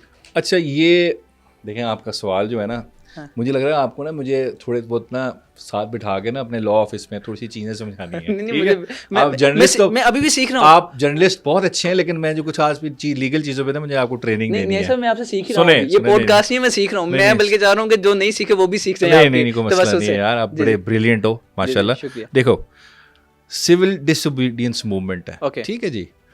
अब यही बात है ना जी, इंतशार, मैं बताऊँ सिविल डिसोबीडियंस जो होती है ना, इसको सिविल क्यों कहते हैं, ये मैं आपको हिस्ट्री बता रहा हूँ इसकी, ये कैसे मूवमेंट स्टार्ट होती है, क्या होती है, सिविल इसको क्यों कहते हैं पता है? ठीक है, मैं सुन रहा हूँ ना, क्यों कहते हैं पता है? मैं सवाल है, इसको सिविल क्यों कहते हैं, आपसे सुन लूंगा। इसको सिविल इस वजह से कहते हैं कि ये वायलेंट नहीं होती, ये पीसफुल होती है। ठीक है, इस दिस रीजन इसका नाम ही सिविल डिसोबीडियंस। सिविल क्या होता है? Something which is not violent, something which is peaceful, civilised है, तमीजदार है, इस वजह से इसको सिविल डिसोबीडियंस कहते हैं। ठीक हो गया। अब आपको पता है पूरी दुनिया में इस तरह की मूवमेंट्स की वजह से कितने पॉजिटिव चेंजेस आए हैं, मैं आपको बताता हूँ। सुजैन एंथनी थी, वुमेन राइट्स एक्टिविस्ट थी अमेरिका में। आपको पता है पूरी दुनिया में औरतों को वोट देने का राइट नहीं था। ये कब आया है? ठीक है, 1920, 19 अमेरिका में आया, 1920 में ब्रिटेन में आया, 1928 में। मतलब इस वेस्टर्न डेमोक्रेसीज के अंदर ये वोटिंग का राइट औरतों को इसी वक्त ही मिला है, 1920, 1915 इसके दरमियान वाले। सही है। तो वो उसने सिविल डिसोबीडियंस मूवमेंट स्टार्ट की थी कि औरतों को आप सफरेज का राइट दें, मतलब कि वोटिंग राइट्स दें। ठीक है, उसकी कामयाबी हुई तो क्या हुआ, औरतों को वोटिंग राइट्स पूरी दुनिया में मिले। फिर गांधी ने सिविल डिसोबीडियंस मूवमेंट स्टार्ट की 1920s में, सब कॉन्टिनेंट में, जहाँ पे गोरा था, यहाँ पे जलियांवाला बाग के बाद। ठीक है, जलियांवाला बाग के बाद मुझे याद डेट्स वही बनती हैं। ठीक है, उसका रिजल्ट क्या निकला? लोगों को एहसास हुआ कि यार ये तो हम एक ऑक्यूपाइंग फोर्स के नीचे रह रहे हैं, हमें एक अपनी सेल्फ डिटर्मिनेशन की तरफ जाना है, हमें अपना अलग मुल्क चाहिए। ठीक है, फिर वो बाद में पाकिस्तान इंडिया 2 मुल्क बन गए। ठीक है, मुसलमानों के लिए अलग बन गया, उन लोगों के लिए अलग मुल्क बन गया। लेकिन उसके जो बीज थे जो उसने रखे थे, वो that was result of a civil disobedience movement. अच्छा, उसके बाद फिर इजिप्शियन जो थी मूवमेंट थी, वो इंडिपेंडेंस की ब्रिटेन से, वो साद ज़गलोल नाम था उनके, जो फ्रीडम फाइटर, जिस तरह हमारे मोहम्मद अली जिन्ना है उनके साद ज़गलोल था, ठीक है, ठीक हो गया। उसने सिविल डिसोबीडियंस मूवमेंट जो थी वो स्टार्ट की थी। फिर 1960s में मार्टिन लूथर का आपको पता होगा, जूनियर का किंग भी कहते हैं उसको, मार्टिन लूथर जूनियर किंग। आपने इतनी लंबी हाँ, तमहीद बांध दी, मैं जवाब वो पे भी बोलना चाहता हूँ। सिविल डिसोबीडियंस मूवमेंट का नतीजा था, जिसमें हाँ। फिर राइट्स मिले थे। लेकिन आप उनको पे यकीन कालों कौन को गौरों करेगा ना, पे। खान साहब ने 2014 में भी कहा अच्छा था सुनो ना, कि मैं हम आपको सिविल बताऊं। नाफरमानी करेंगे, अच्छा, 2 दिन सुनो, बाद जाके पहले तो बिजली ये का है बिल कि उतार सिविल दिया। डिसोबीडियंस जो होती है वो बुरी चीज़ नहीं होती, ठीक है, हमेशा पीसफुल होती है। मैंने जो आपको एग्जांपल्स जी, दिए बिल्कुल हैं, ठीक है। इसका मकसद क्या होता है? इसका मकसद ये नहीं होता कि जो पूरा ऑर्डर इस वक्त मेरे ऊपर आया हुआ है, या पूरा जो पॉलिटिकल बॉडी है, या पूरा जो स्ट्रक्चर है, वो मैं नहीं मानता, मैं उसके खिलाफ लड़ूंगा। उसका मतलब ये स्पेसिफिक होती है। फॉर इंस्टेंस, इस चीज़ को मैं नहीं मानता, इस लॉ को नहीं मानता, इस कमांड को नहीं मानता, इस ऑर्डर को नहीं मानता, और इसके खिलाफ एक मैं पीसफुल प्रोटेस्ट कर रहा हूँ, ठीक है, और मैं इसको फॉलो नहीं करूँगा। हाँ, अगर मैंने फॉलो नहीं किया और आप इसके बदले मुझे जेल में डालेंगे, तो मैं खुशी खुशी जेल में भी चला जाऊँगा। This is civil disobedience movement. फिर उससे क्या होता है कि कोई अनजस्ट लॉ, कोई अनजस्ट ऑर्डर, कमांड के खिलाफ आप जब प्रोटेस्ट करते हुए पकड़े जाते हो, फिर आपको सज़ा होती है, तो लोगों में एक ज़मीर में उनके एक कॉन्शियस जागता है, उनका ज़मीर जागता है। क्यों? इस वजह से जागता है कि ये जो चीज़ है ये बड़ी ऑप्रेसिव, अनजस्ट है, इसको ख़त्म होना चाहिए। तो ये होता है मकसद सिविल डिसोबीडियंस मूवमेंट। अगर मुझे लगता है कि 26वीं आईनी तरमीम जो है वो अनकॉन्स्टिट्यूशनल है, ये एक पार्लियामेंट पे कब्जा करके बनाई गई है, ठीक है, इससे जुडिशरी को, इंडिपेंडेंस को ख़त्म किया गया है, सेपरेशन ऑफ पावर प्रिंसिपल को पे अटैक हुआ है, बुनियादी हकूक़ पे अटैक हुआ, और मुझे लगता है कि खान साहब की इनकारसरेशन जो है वो इलीगल है, वो क्रिमिनल जस्टिस सिस्टम को अब्यूज़ करके आपने इंश्योर की हुई है। तो अगर मैं उसके ख़िलाफ़ सिविल डिसोबीडियंस मूवमेंट इनिशिएट करता हूँ, स्टार्ट करता हूँ, तो मेरे नज़र में बिल्कुल ठीक स्टेप है। इससे अब उसमें उसके बहुत सारे तरीक़ेकार होंगे, मोडालिटीज़ होंगी। अभी वो मैं अभी कोर कमेटी की मीटिंग आपके आने से पहले अटेंड करके आ रहा हूँ, अभी चल रही होगी, मैंने छोड़ दिया आपकी वजह से। तो वो अभी उसमें मोडालिटीज़ तय होंगी कि हम उसको किस तरह एग्जीक्यूट करेंगे। सिविल डिसोबीडियंस मूवमेंट का ये बिल्कुल नहीं पता मतलब कि लोग सड़कों पर निकलें, दुकानों से चीज़ें चोरी करने लग जाएँ, ये करने लगे। It's a systematic way of showing to the world कि किस तरह ये चीज़ अनजस्ट है, ऑप्रेसिव है, और इसको ख़त्म होना चाहिए। अच्छा, इसको हम रेवोल्यूशनरी इनिशिएटिव कह सकते हैं? देखिए, रेवोल्यूशन जो होती है ना वो डिफरेंट होती है। मैं आपको बता दूं क्यों।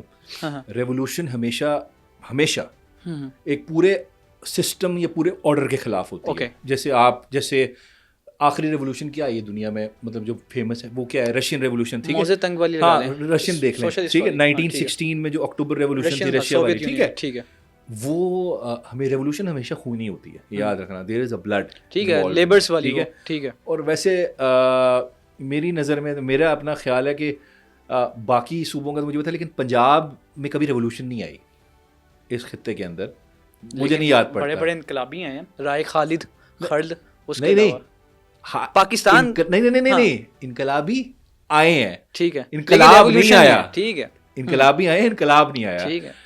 क्योंकि जब भी यहाँ से आप देखें ना, फॉरेन इन्वेडर्स भी आते थे, हिस्ट्री बता रहा हूँ 3000 साल पुरानी, वो पूरी इधर से गुजर के जाते थे। पहली मज़ाहमत पानीपत पे होती थी, इधर से बिल्कुल फ्री फॉर ऑल आता था कि आ जाओ, बिल्कुल निकल जाओ। फिर पानीपत पे पहली लड़ाई होती थी हमेशा। इस वजह से यहाँ पे इतना मुझे वो रेवोल्यूशनरी माइंडसेट नहीं है यहाँ पे लोगों का, मेरा अपनी नज़र है। खैर, बात ये हो रही थी सिविल नाफरमानी का आगाज कब होगा? खान साहब ने तो कह दिया, मेरे ख्याल से अभी आप इसी महीने में हफ्ते तक आपको लायमल मिल जाएगा। वो स्टेप वाइज होगा, उसमें कुछ स्पेसिफिक टारगेट्स होंगे जिनको अचीव करना होगा। नट शेल जो है ये पीसफुल मूवमेंट होगी। एक अनजस्ट चीज़ को हमने हाईलाइट करना है कि ये किस तरह अनजस्ट है, जैसे मैंने आपको बता दी 26वीं आईनवी तरमीम, खान साहब की इनकारसरेशन, और फिर ये जिस तरह इस गवर्नमेंट को इम्पोज किया गया है रिगिंग करके, पूरा इलेक्शन चोरी करके, ये सारी चीज़ें जो हैं उसका पार्ट होंगी, और फिर उसको किस तरह अचीव करना है वो आपको आहिस्ता आहिस्ता पता लग जाएगा। अच्छा, मैंने सब ये सवालात तो कुछ और भी हैं, लेकिन मैं आपके दिल की बात जानना चाहता हूँ। नो डाउट इस वक्त पाकिस्तान तहरीक-ए-इंसाफ की लीडरशिप बहुत ज़बरदस्त काम कर रही है। क्या आपको फिर भी दिल से लगता है कि यार ये अच्छा नहीं हो रहा? मुझे ज़ाती तौर पे लगता था कि यार ये बहुत अच्छा हो सकता है, क्योंकि मैंने ये खान साहब से भी सुना है कि आपकी खान साहब से बड़ी मोहब्बत है, और मैंने बहुत सारे लोगों को सुना है कि खान साहब आपको बहुत पसंद करते हैं एज अ लॉयर। तो खान साहब को देखते हुए आपके दिल में आता है कि यार ये और बेहतर हो सकता था, ये लीडरशिप और बेहतर कर सकती थी, कुछ इस तरह है आपके दिल में? देखिए, मेरे ख्याल से मैंने आपको शुरू में एक बात कही थी, कुछ चीज़ें लीडरशिप के कंट्रोल में भी नहीं है। सही है। हम इस वक्त एक समझे हाईजैक्ड सिस्टम के साथ लड़ रहे हैं, जिसमें जुडिशरी भी हाईजैक्ड है, आपकी पार्लियामेंट भी हाईजैक्ड है और आपका इलेक्शन कमीशन भी हाईजैक्ड है। तो ये इतना आसान नहीं होता, क्योंकि यहाँ पे कानून आइन के मुताबिक तो फैसले होते नहीं हैं। हम कोई गुरिल्ला वॉरफेयर में तो इन्वॉल्व नहीं है, या मर्सेनरीज तो है नहीं कि जी हम जाके जंग लड़ लें, ना हम वो करना चाहते हैं। हम एक पॉलिटिकल पार्टी हैं, पॉलिटिकल प्रोसेस के थ्रू ही इन चीज़ों का सलूशन निकालना चाहते हैं। लेकिन it's not an easy job. मैं कभी कभी मुझे लीडरशिप पर तरस भी आता है कि उनको वो बातें भी सुननी पड़ती हैं शायद जो उनको नहीं सुननी चाहिए। कुछ चीज़ें होती हैं, गलतियाँ होती हैं, जैसे फॉर इंस्टेंस मेरे ख्याल से ये जो स्टेटमेंट्स आ जाती हैं किसी के ख़िलाफ़, वो आपको कमज़ोर करती हैं। आपका एक यूनाइटेड जो इमेज होता है पार्टी का, जो आपने कंपेटिटर्स को देना होता है, वो आपसे उसको नुकसान होता है, वो नहीं होना चाहिए। जो मेरी नज़र में जो खान साहब ने, अगर खान साहब को किसी पर ट्रस्ट है, उसको सेक्रेटरी जनरल बनाया है, किसी को चेयरमैन बनाया है, तो पार्टी की सारी लीडरशिप को भी उस पर ट्रस्ट करना चाहिए। खान साहब का फ़ैसला है, अगर उन्हें किसी को चेंज करना हो तो चेंज कर देंगे। अगर हम ये डिसिप्लिन फॉलो नहीं करेंगे तो मेरे ख्याल से हम फर्दर वीक लगते हैं फिर अपने ऑपोजिशन को। तो ये मेरे ख्याल से इस चीज़ पे है। बाकी तो मेरे ख्याल से मुझे नहीं लगता कुछ कमी कोताही है।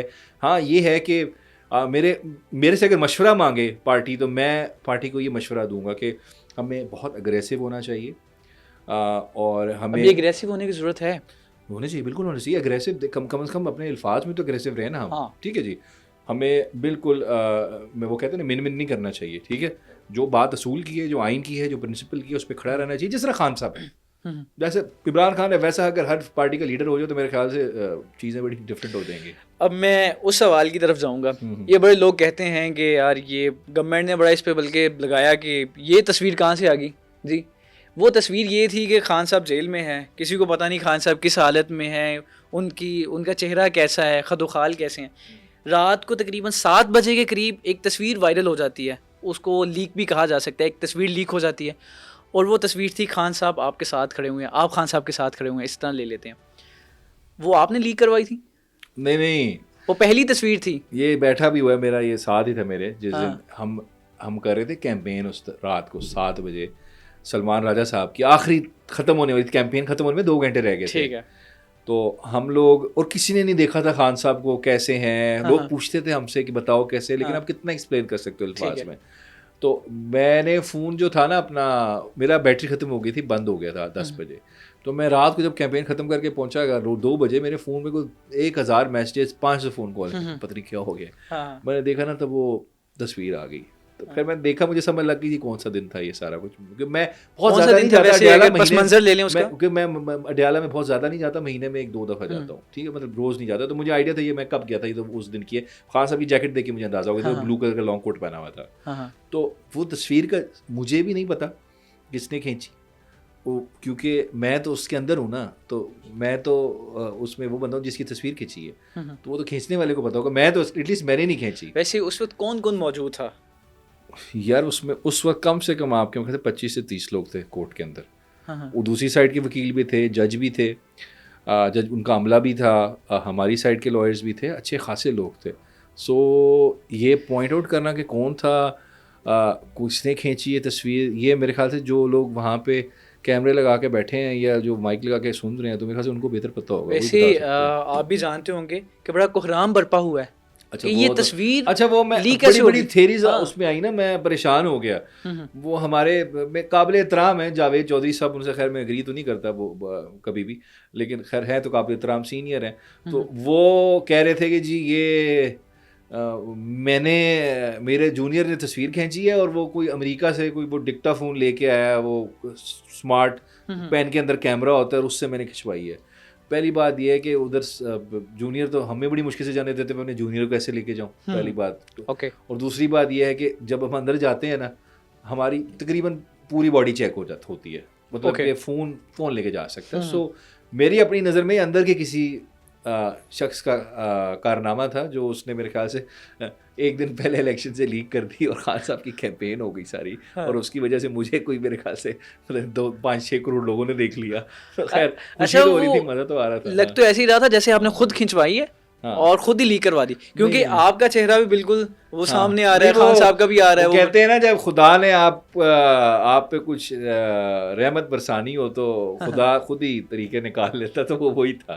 तो ये अल्लाह ताला की तरफ से था मेरे ख्याल से, ये इलेक्शन से एक दिन पहले आना, सारा कुछ था जो भी था अच्छा था। अच्छा, उस तस्वीर के बाद कोई ऐसी कॉल मौसूल हुई, उसने कहा यार हमने खान साहब को देख लिया, आप पे डाल दियो, आपकी बदौलत देख लिया। बड़े लोग जो थे वो आके कहते थे कि जी आप तो वही है ना वो जो तस्वीर में थे, मतलब मेरी आइडेंटिटी ये रहे बन गई काफ़ी अरसे तक। बल्कि मैं एक दफ़ा दुबई एयरपोर्ट पे खड़ा हुआ था, तो मैंने वो उसमें मैं सरीन एयर पे था, जा रहा था, सरीन भी दुबई पे चलती है आपको पता है, तो उस पे जा रहा था, तो सरीन एयर पे, तो मैंने वहाँ वो बोर्डिंग पास लिया ना, तो वहाँ जो लड़का वो दे रहा था बोर्डिंग पास, मैंने देखा, मुझे कहता आप अबूजर सलमान हैं। मैंने कहा आप वो तस्वीर वाले हैं? मैंने कहा हाँ जी मैं वही हूँ। तो ये मेरी आइडेंटिटी ये बन नहीं रही काफ़ी अरसे तक। तो अभी भी ऐसे लोग आप देख लें, मेरा ट्विटर देख लें ना, ट्विटर पे मेरी पिंड जो पोस्ट है ना, वो पहली वो वही तस्वीर है। अच्छा, हाँ वही है। हालांकि वो बड़ी ज़बरदस्त थी और उस वक्त ज़रूरत भी थी लोगों को खान साहब देखने की। मैं वही कह रहा हूँ, खुदा की तरफ से एक तोहफा था जो खान साहब के लिए वो जो आ गया। तो नहीं साहब, आखिरी सवाल, अच्छा हमारे यहाँ ये पूछा जाता है, बल्कि कुछ लोग तो चहम गोइयाँ भी करते हैं कि खान साहब जेल में उनकी इतनी इतनी सफ़ेद दाढ़ी है और बड़े बड़े बाल हैं, और जनाब उन्हें जिम के लिए सामान दिया और बाहर आएंगे उनके बाइसेप ट्राइसेप्स बड़े बड़े होंगे, एज आ हीरो टाइप निकलेंगे, या कुछ लोगों के नज़दीक वो विलन टाइप निकलेंगे। अलबत्ता खान साहब के खदो खाल चेहरे के वो किस तरह हैं इस वक्त? खान साहब एग्जैक्टली वैसी हैं जो खान साहब आपको ने आखिरी दफ़ा उनको सामने से देखा था। दाढ़ी मेरी, मैं तो जितनी दफ़ा गया हूँ क्लीन शेव थे, दाढ़ी बड़ी भी नहीं थी। हाँ, बीच में शायद ये जब ये सॉलिटरी कॉन्फाइनमेंट में बंद करते थे, आपने देखा था पीछे में बड़ा ज्यादती की जुल्म किया कि उनको एक कमरे में बंद कर दिया, उस वक्त तो शायद अब चेंज हो गया, सेल चेंज हो गया मेरे ख्याल से। हाँ अब ठीक है फिलहाल। जब वो मुलाकात बंद कर देते हैं ना, मिलने नहीं देते, बिल्कुल हर चीज़ बंद कर देते हैं, तो उस वक्त कुछ ये ऐसी हरकत कर रहे होते हैं, कुछ ऐसी ये शैतानी या शरारत कर रहे होते हैं जो ये चाहते नहीं है कि पूरी दुनिया को पता लगे, इस वजह से सबको मिलना बंद करवा देते हैं। ये सेल कितना है? मैं अंदर थोड़ी गया हूँ। नहीं वैसे खान साहब जितने आपको तस्वीर नहीं नहीं वैसे मैं वही तस्वीर में जो है सुना है वही है, लेकिन अच्छा। सामने से मैंने भी नहीं देखा, किसी ने भी नहीं देखा, वो वही है जो तस्वीर में, हमें भी उतना पता है जितना आपको पता है। खान साहब का आदत है वो एक्सप्लेन नहीं करते ना, बताते नहीं है कि मुझे इतने मसले हैं, प्रॉब्लम ये है। उन पास जाओ तो वो और डिस्कशन करते हैं पार्टी में क्या करना है, क्या हमने किस तरह चीज़ करनी है, सारी चीज़ें। He is more interested in outside, क्या हमने पार्टी किस तरह चलानी है, अपने लोगों को किस तरह बचाना है, सारी चीज़ें। तो वो अपने मसले नहीं बताते, वो लोगों के मसले हल करने के तरीके बताते हैं। वापस उसी पे जाते हैं, क्लीन शेव की होती है। हाँ बिल्कुल क्लीन शेव, बड़े वेल ड्रेस, साफ़ होते हैं, बिल्कुल ठीक होते हैं। और के बीच में उनका वो मसला था, उनको वो डंबल्स वगैरह चाहिए थे तो वो नहीं मिल रहे थे, तो फिर वो एप्लीकेशन दी थी जो जज साहब ने अलाउ कर दिया था।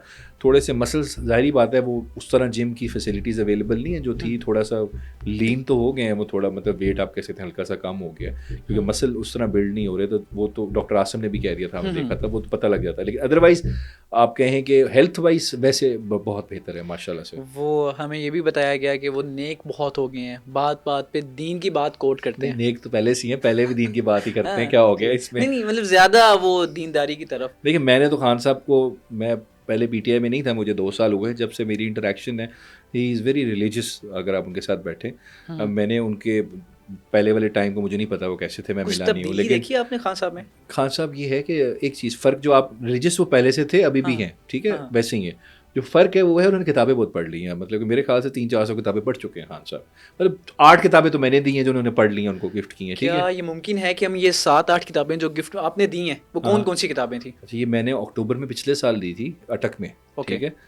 अब मुझे एक तो याद पड़ा, एक तो मैंने उनको सैलेडिन दी थी, वो सलाहुद्दीन अय्यूबी की बायोग्राफी थी, वो दी थी, और किसी गोरे राइटर, क्या नाम है उसका मुझे भूल गया, सैलेडिन नाम है उसका बुक का।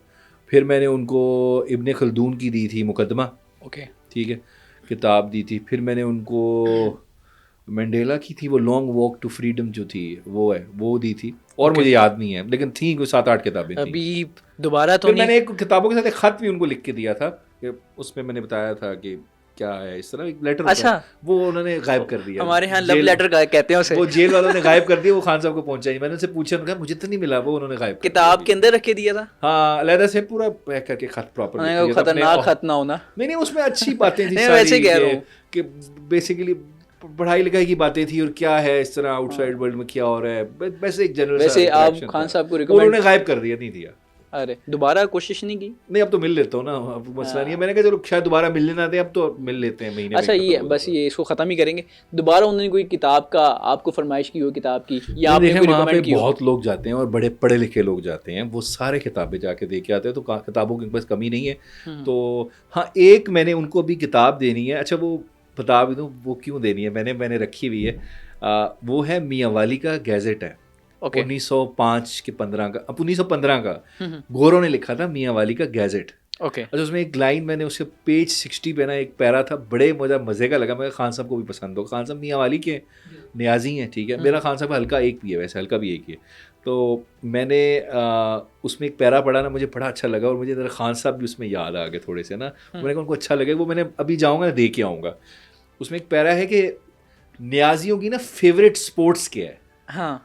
गोरा, अब गोरा बड़ा अक्लमंद था, वो पता क्या करता था, वो जहाँ भी उन्होंने रूल करना ना, वो उस सोसाइटी को पढ़ते थे कि ये सोसाइटी कैसी है, यहाँ पे कितनी कास्ट हैं लोगों की, यहाँ पे प्रेफरेंसेस क्या हैं, आदतें क्या हैं लोगों की, किस तरह रहन सहन है, सारी चीज़ स्टडी करते थे, ताकि फिर हम इस तरह का सिस्टम लेके आएंगे उनको प्रॉपर काबू कर लें। ओके। उन्होंने फिर हर डिस्ट्रिक्ट को पढ़ा, पूरे सब कॉन्टिनेंट में। बॉम्बे को पढ़ा होगा, कलकत्ता को पढ़ा होगा, मियाँ वाली को भी इस तरह पढ़ा, लाहौर को पढ़ा, हर तो मियाँ वाली को उन्होंने पढ़ा ना। 1905 के 10 में 15 में गैजेट दिया, उसमें उन्होंने एक पैरा लिखा कि what is the favourite sports of न्याजीज, ठीक है। मुझे पता खान साहब को बड़ी अच्छी लगी ये बात। उसमें था कि कोई वो स्पोर्ट्स नहीं थी कि क्रिकेट खेलते हैं या हॉकी खेलते हैं, कुछ ऐसी नहीं थी। उनकी स्पोर्ट्स क्या थी कि एक मैदान में वो इकट्ठे होते हैं, ठीक है, सारे शाम के टाइम, और उस मैदान में एक कबीले दूसरे कबीले वाले को आपस में चैलेंज करते हैं, जिसकी मतलब किसी से अगर मसला चल रहा है कोई, मतलब मैं कबीले का हूँ, मेरा उससे मसला दूसरे कबीले वाले से, तो वो सब इकट्ठे होंगे, दोनों लोगों को जिनका आपस में मसला है, तो उनको वो इकट्ठा करेंगे, ठीक है जी, लड़ो आपस में, ठीक है। अच्छा। हाँ, वो जैसा फाइट क्लब, एक मूवी देखी थी ना, जी जी जी, वो मियाँ वाली में 1915 में फाइट क्लब था, ठीक है। अच्छा। तो वो फिर वहाँ पे लड़ते थे, और फिर अक्सर औकात उसमें लिखा हुआ कि एंड रिजल्ट क्या होता था, किसी का सर फूटा था, किसी की कोई चीज़ टूटी, किसी कमर टूटी, किसी का बाजू टूटा, किसी की टांग टूटी हुई, उसका एंड रिजल्ट ही होता था। तो फेवरेट स्पोर्ट्स न्याजी की थी लड़ना उस वक्त भी, ठीक है। अभी खान साहब लड़ रहे हैं, ठीक है, अब दिमागी तौर पर लड़ रहे हैं पूरे पाकिस्तान के साथ, अब हर किसी के साथ लड़ रहे हैं, ठीक है। मतलब कोई रह नहीं गया जिससे इमरान खान की लड़ाई ना चल रही हो इस वक्त, ठीक है। क्यों? क्योंकि इस सिस्टम का जो हर बंदा इस सिस्टम का पार्ट है, जो इससे फ़ायदा ले रहा है, जो बेनिफिशरी है, इमरान खान ने उसकी जो टांगे हैं ना, वो वाकई वो कांपी हैं। क्या बिलावल साहब ने कहा था, कांपे टंगवा दी हैं कांपे, ठीक है। अब वो सब रिएक्ट कर रहे हैं और चाह रहे हैं कि किस तरह शख्स को दबाएं, लेकिन दब नहीं रहा, वो अपनी लड़ाई जारी रख रहा है। वही 1915 में था, अभी वही हो रहा है। अच्छा नहीं साहब, एक माह पहले मैंने खबर सुनी कि खान साहब का अकाउंट जहाँ पे फंडिंग वगैरह आती है, वहाँ से कुछ पैसे निकाले गए, और वो पैसे जो थे वो वकला में तकसीम हुए, जो खान साहब का केस लड़ रहे थे, जो पीटीआई का केस लड़ रहे थे। तो क्या इस खबर में सदाकत है? पहले तो ये बताइएगा, फिर मैं आपसे आगे इसकी बात पूछता हूँ। यानी खान साहब, अच्छा मुझे इससे कुछ नहीं पता इस चीज़ का, लेकिन इतना मुझे पता है खान साहब के अकाउंट सारे इस वक्त फ्रीज हैं, ठीक है। और जहाँ तक फंडिंग वाला कोई वकला की जहाँ तक बात है, देखें मैंने भी बहुत सारे केसेस किए हैं, 10-12 तो मैंने केस किए हैं, अभी भी सारे केसेस में मेरा वकालतनामा जा रहा है। सलमान राजा साहब हैं, सब हैं, हम केसेस फ्री में करते हैं, हम पीटीआई को चार्ज नहीं करते। कुछ ऐसे वकील हैं जो भारी रकम वसूल करें? यार मुझे इसके बारे में नहीं पता, ये आप वैसे हाँ ना कर दीजिएगा, मैं नाम नहीं लूंगा। नहीं, मुझे नहीं पता, जाहिर बात है कुछ प्रोफेशनल लॉयर्स भी हम एंगेज करते हैं, उनको फीस देते होंगे, बिल्कुल सारी बात है, जिनका पीटीआई से ऑफिशियली कोई ताल्लुक नहीं है, मतलब वो प्रोफेशनल लॉयर्स हैं, उनको फीस क्यों नहीं दे, हमें देनी चाहिए, जाहिर बात है वो काम कर रहे हैं। लेकिन मुझे जितना पता है जो पीटीआई का हिस्सा है उसमें से कोई फी कोई नहीं चार्ज करता, और इस इशू का मुझे बिल्कुल नहीं पता। आप मुझे वैसे बता सकते हैं कौन कौन से ये आपको जवाब, ये आपको नहीं ले रहा, कौन कौन से ऐसे वकला हैं जो कि इस वक्त कोई पैसा नहीं लेकिन जो पीटीआई के साथ हैं, जैसे मतलब मैंने कुछ सारे केसेस किए हैं, हमने कोई चार्ज नहीं किया, और ये समझ के नहीं एहसान कर रहे हैं, क्योंकि हम इस जंग का हिस्सा हैं, और इस जंग का हिस्सा जब आप बनते हैं तो इसके लिए आप इसमें फीस चार्ज नहीं करते, आप इसको एज अ जिहाद समझ के इसका पार्ट बन रहे हैं। फिर सलमान राजा साहब हैं, अली जफ़र साहब हैं, उज़ैर भंडारी साहब हैं, जितने लोग हैं इन्होंने कोई फी चार्ज नहीं। देखिए वो प्रोफेशनल लॉयर है, उनका पीटीआई से कुछ ताल्लुक नहीं है, तो वो तो मेरे ख्याल से उनको पार्टी फी करती होगी, जो भी करती होगी, I have no idea about it. वो आपको गौर साहब बता सकते हैं, रऊफ हसन साहब बता सकते हैं। मुझे कुछ और वकला के बारे में, वैसे लतीफ़ खोसा भी हिस्सा है, मुझे नहीं पता उसका, मुझे नहीं पता। लतीफ़ खोसा तो पीटीआई का पार्ट है, पीटीआई का पार्ट है, वो मुझे नहीं पता, वो आई थिंक वो भी फ्री में केसेस करते हैं। और इंतज़ार पंजोता, नहीं वो ये सब लोग free cases free of cost कर रहे हैं। बिल्कुल कोई अच्छा, पैसे ये नहीं जो लेता बातें कोई। हुई थी कि खान साहब के अकाउंट या फंडिंग जिसमें नहीं, आती ऐसा है कुछ उस अकाउंट से पैसे निकाले गए, नहीं इसमें कोई ऐसा सदाकत नहीं है। मुझे कुछ नहीं पता। मैं ना हाँ कह सकूँ ना कर सकूँ, लेकिन मेरी नज़र में हम पार्टी का पार्ट है, बात पता लग जाती है, अगर होता कुछ तो ऐसी बात होती है, otherwise I have no idea about it. नहीं साहब, बहुत अच्छा लगा आपसे बात करके, और यकीन माने कि ये जो सवाल थे ये मेरे सवाल नहीं थे, ये उन तमाम लोगों के सवाल से जो आपको ना चाहते हुए कुछ तो मिल नहीं पाते होंगे, तो ये सारे सवाल वो आपसे करना चाहते होंगे। बिल्कुल ठीक। नहीं साहब, हमारे सुनने वालों को कोई पैगाम हो, कोई बात हो, वो आप कर सकते हैं, तो फिर हम इसको क्लोज करते हैं। देखिए पैगाम तो क्या देना है उनको, एक ही मैसेज है एज ए लॉयर। मेरा अभी मैं समझे मैं पीटीआई में नहीं हूँ, just as a lawyer someone, हम लोग वो लोग हैं जो पीटीआई में आई उस वक्त हैं जब पीटीआई को मसाइल फेस कर रहे थे, स्टेट का रैथ फेस कर रही है पीटीआई। तो एक ही मैसेज है मेरा लोगों के लिए, देखें एज सिटीजन्स ऑफ पाकिस्तान हमारी ड्यूटी है कि हम इस मुल्क में आइन के लिए खड़े हों, बुनियादी हुकूक के लिए खड़े हों, जमहूरियत के लिए खड़े हों, और जब आपको लगे कहीं इनजस्टिस है, किसी के साथ भी हो रहा है, बेशक वो किसी भी पार्टी का हो, किसी भी तबके का हो, आप उसके साथ खड़ा होना है। और इस मुल्क के बहुत सारे मसाइल हैं, और मसाइल तभी हल होंगे जब इस मुल्क में आइन पे अमल होगा, कानून पे अमल होगा, रूल ऑफ लॉ अपहोल्ड होगा। Okay, thank you so much. Okay. मुझे लगता है कि ये जो पॉडकास्ट है इसलिए भी अहम है क्योंकि बहुत सारे ऐसे सवालात थे जो मेरे जहन में थे कि यार ये सवालों के जवाब मुझे कौन दे सकता है, और मैंने मुख्तलिफ लोगों से सवाल पूछने की कोशिश भी की, या तो मुझे जवाब नहीं मिलता था या मुझे घुमा दिया जाता था, लेकिन मुझे आज बड़े अच्छे सवाल, इन तमाम सवालों के जवाब भी मिल गए हैं और सेटिस्फिकेशन भी कहीं ना कहीं हो गई है। और बहुत सारे जो सवाल रह गए हैं हम आपको फिर तकलीफ़ देंगे। आप हमारे आपका बड़ा कीमती वक्त था, बड़ी मुश्किल से मिला है हमें, दोबारा फिर आप इंशाल्लाह हमें कीमती वक्त देंगे। दीजिए इजाज़त, अल्लाह निगहबान।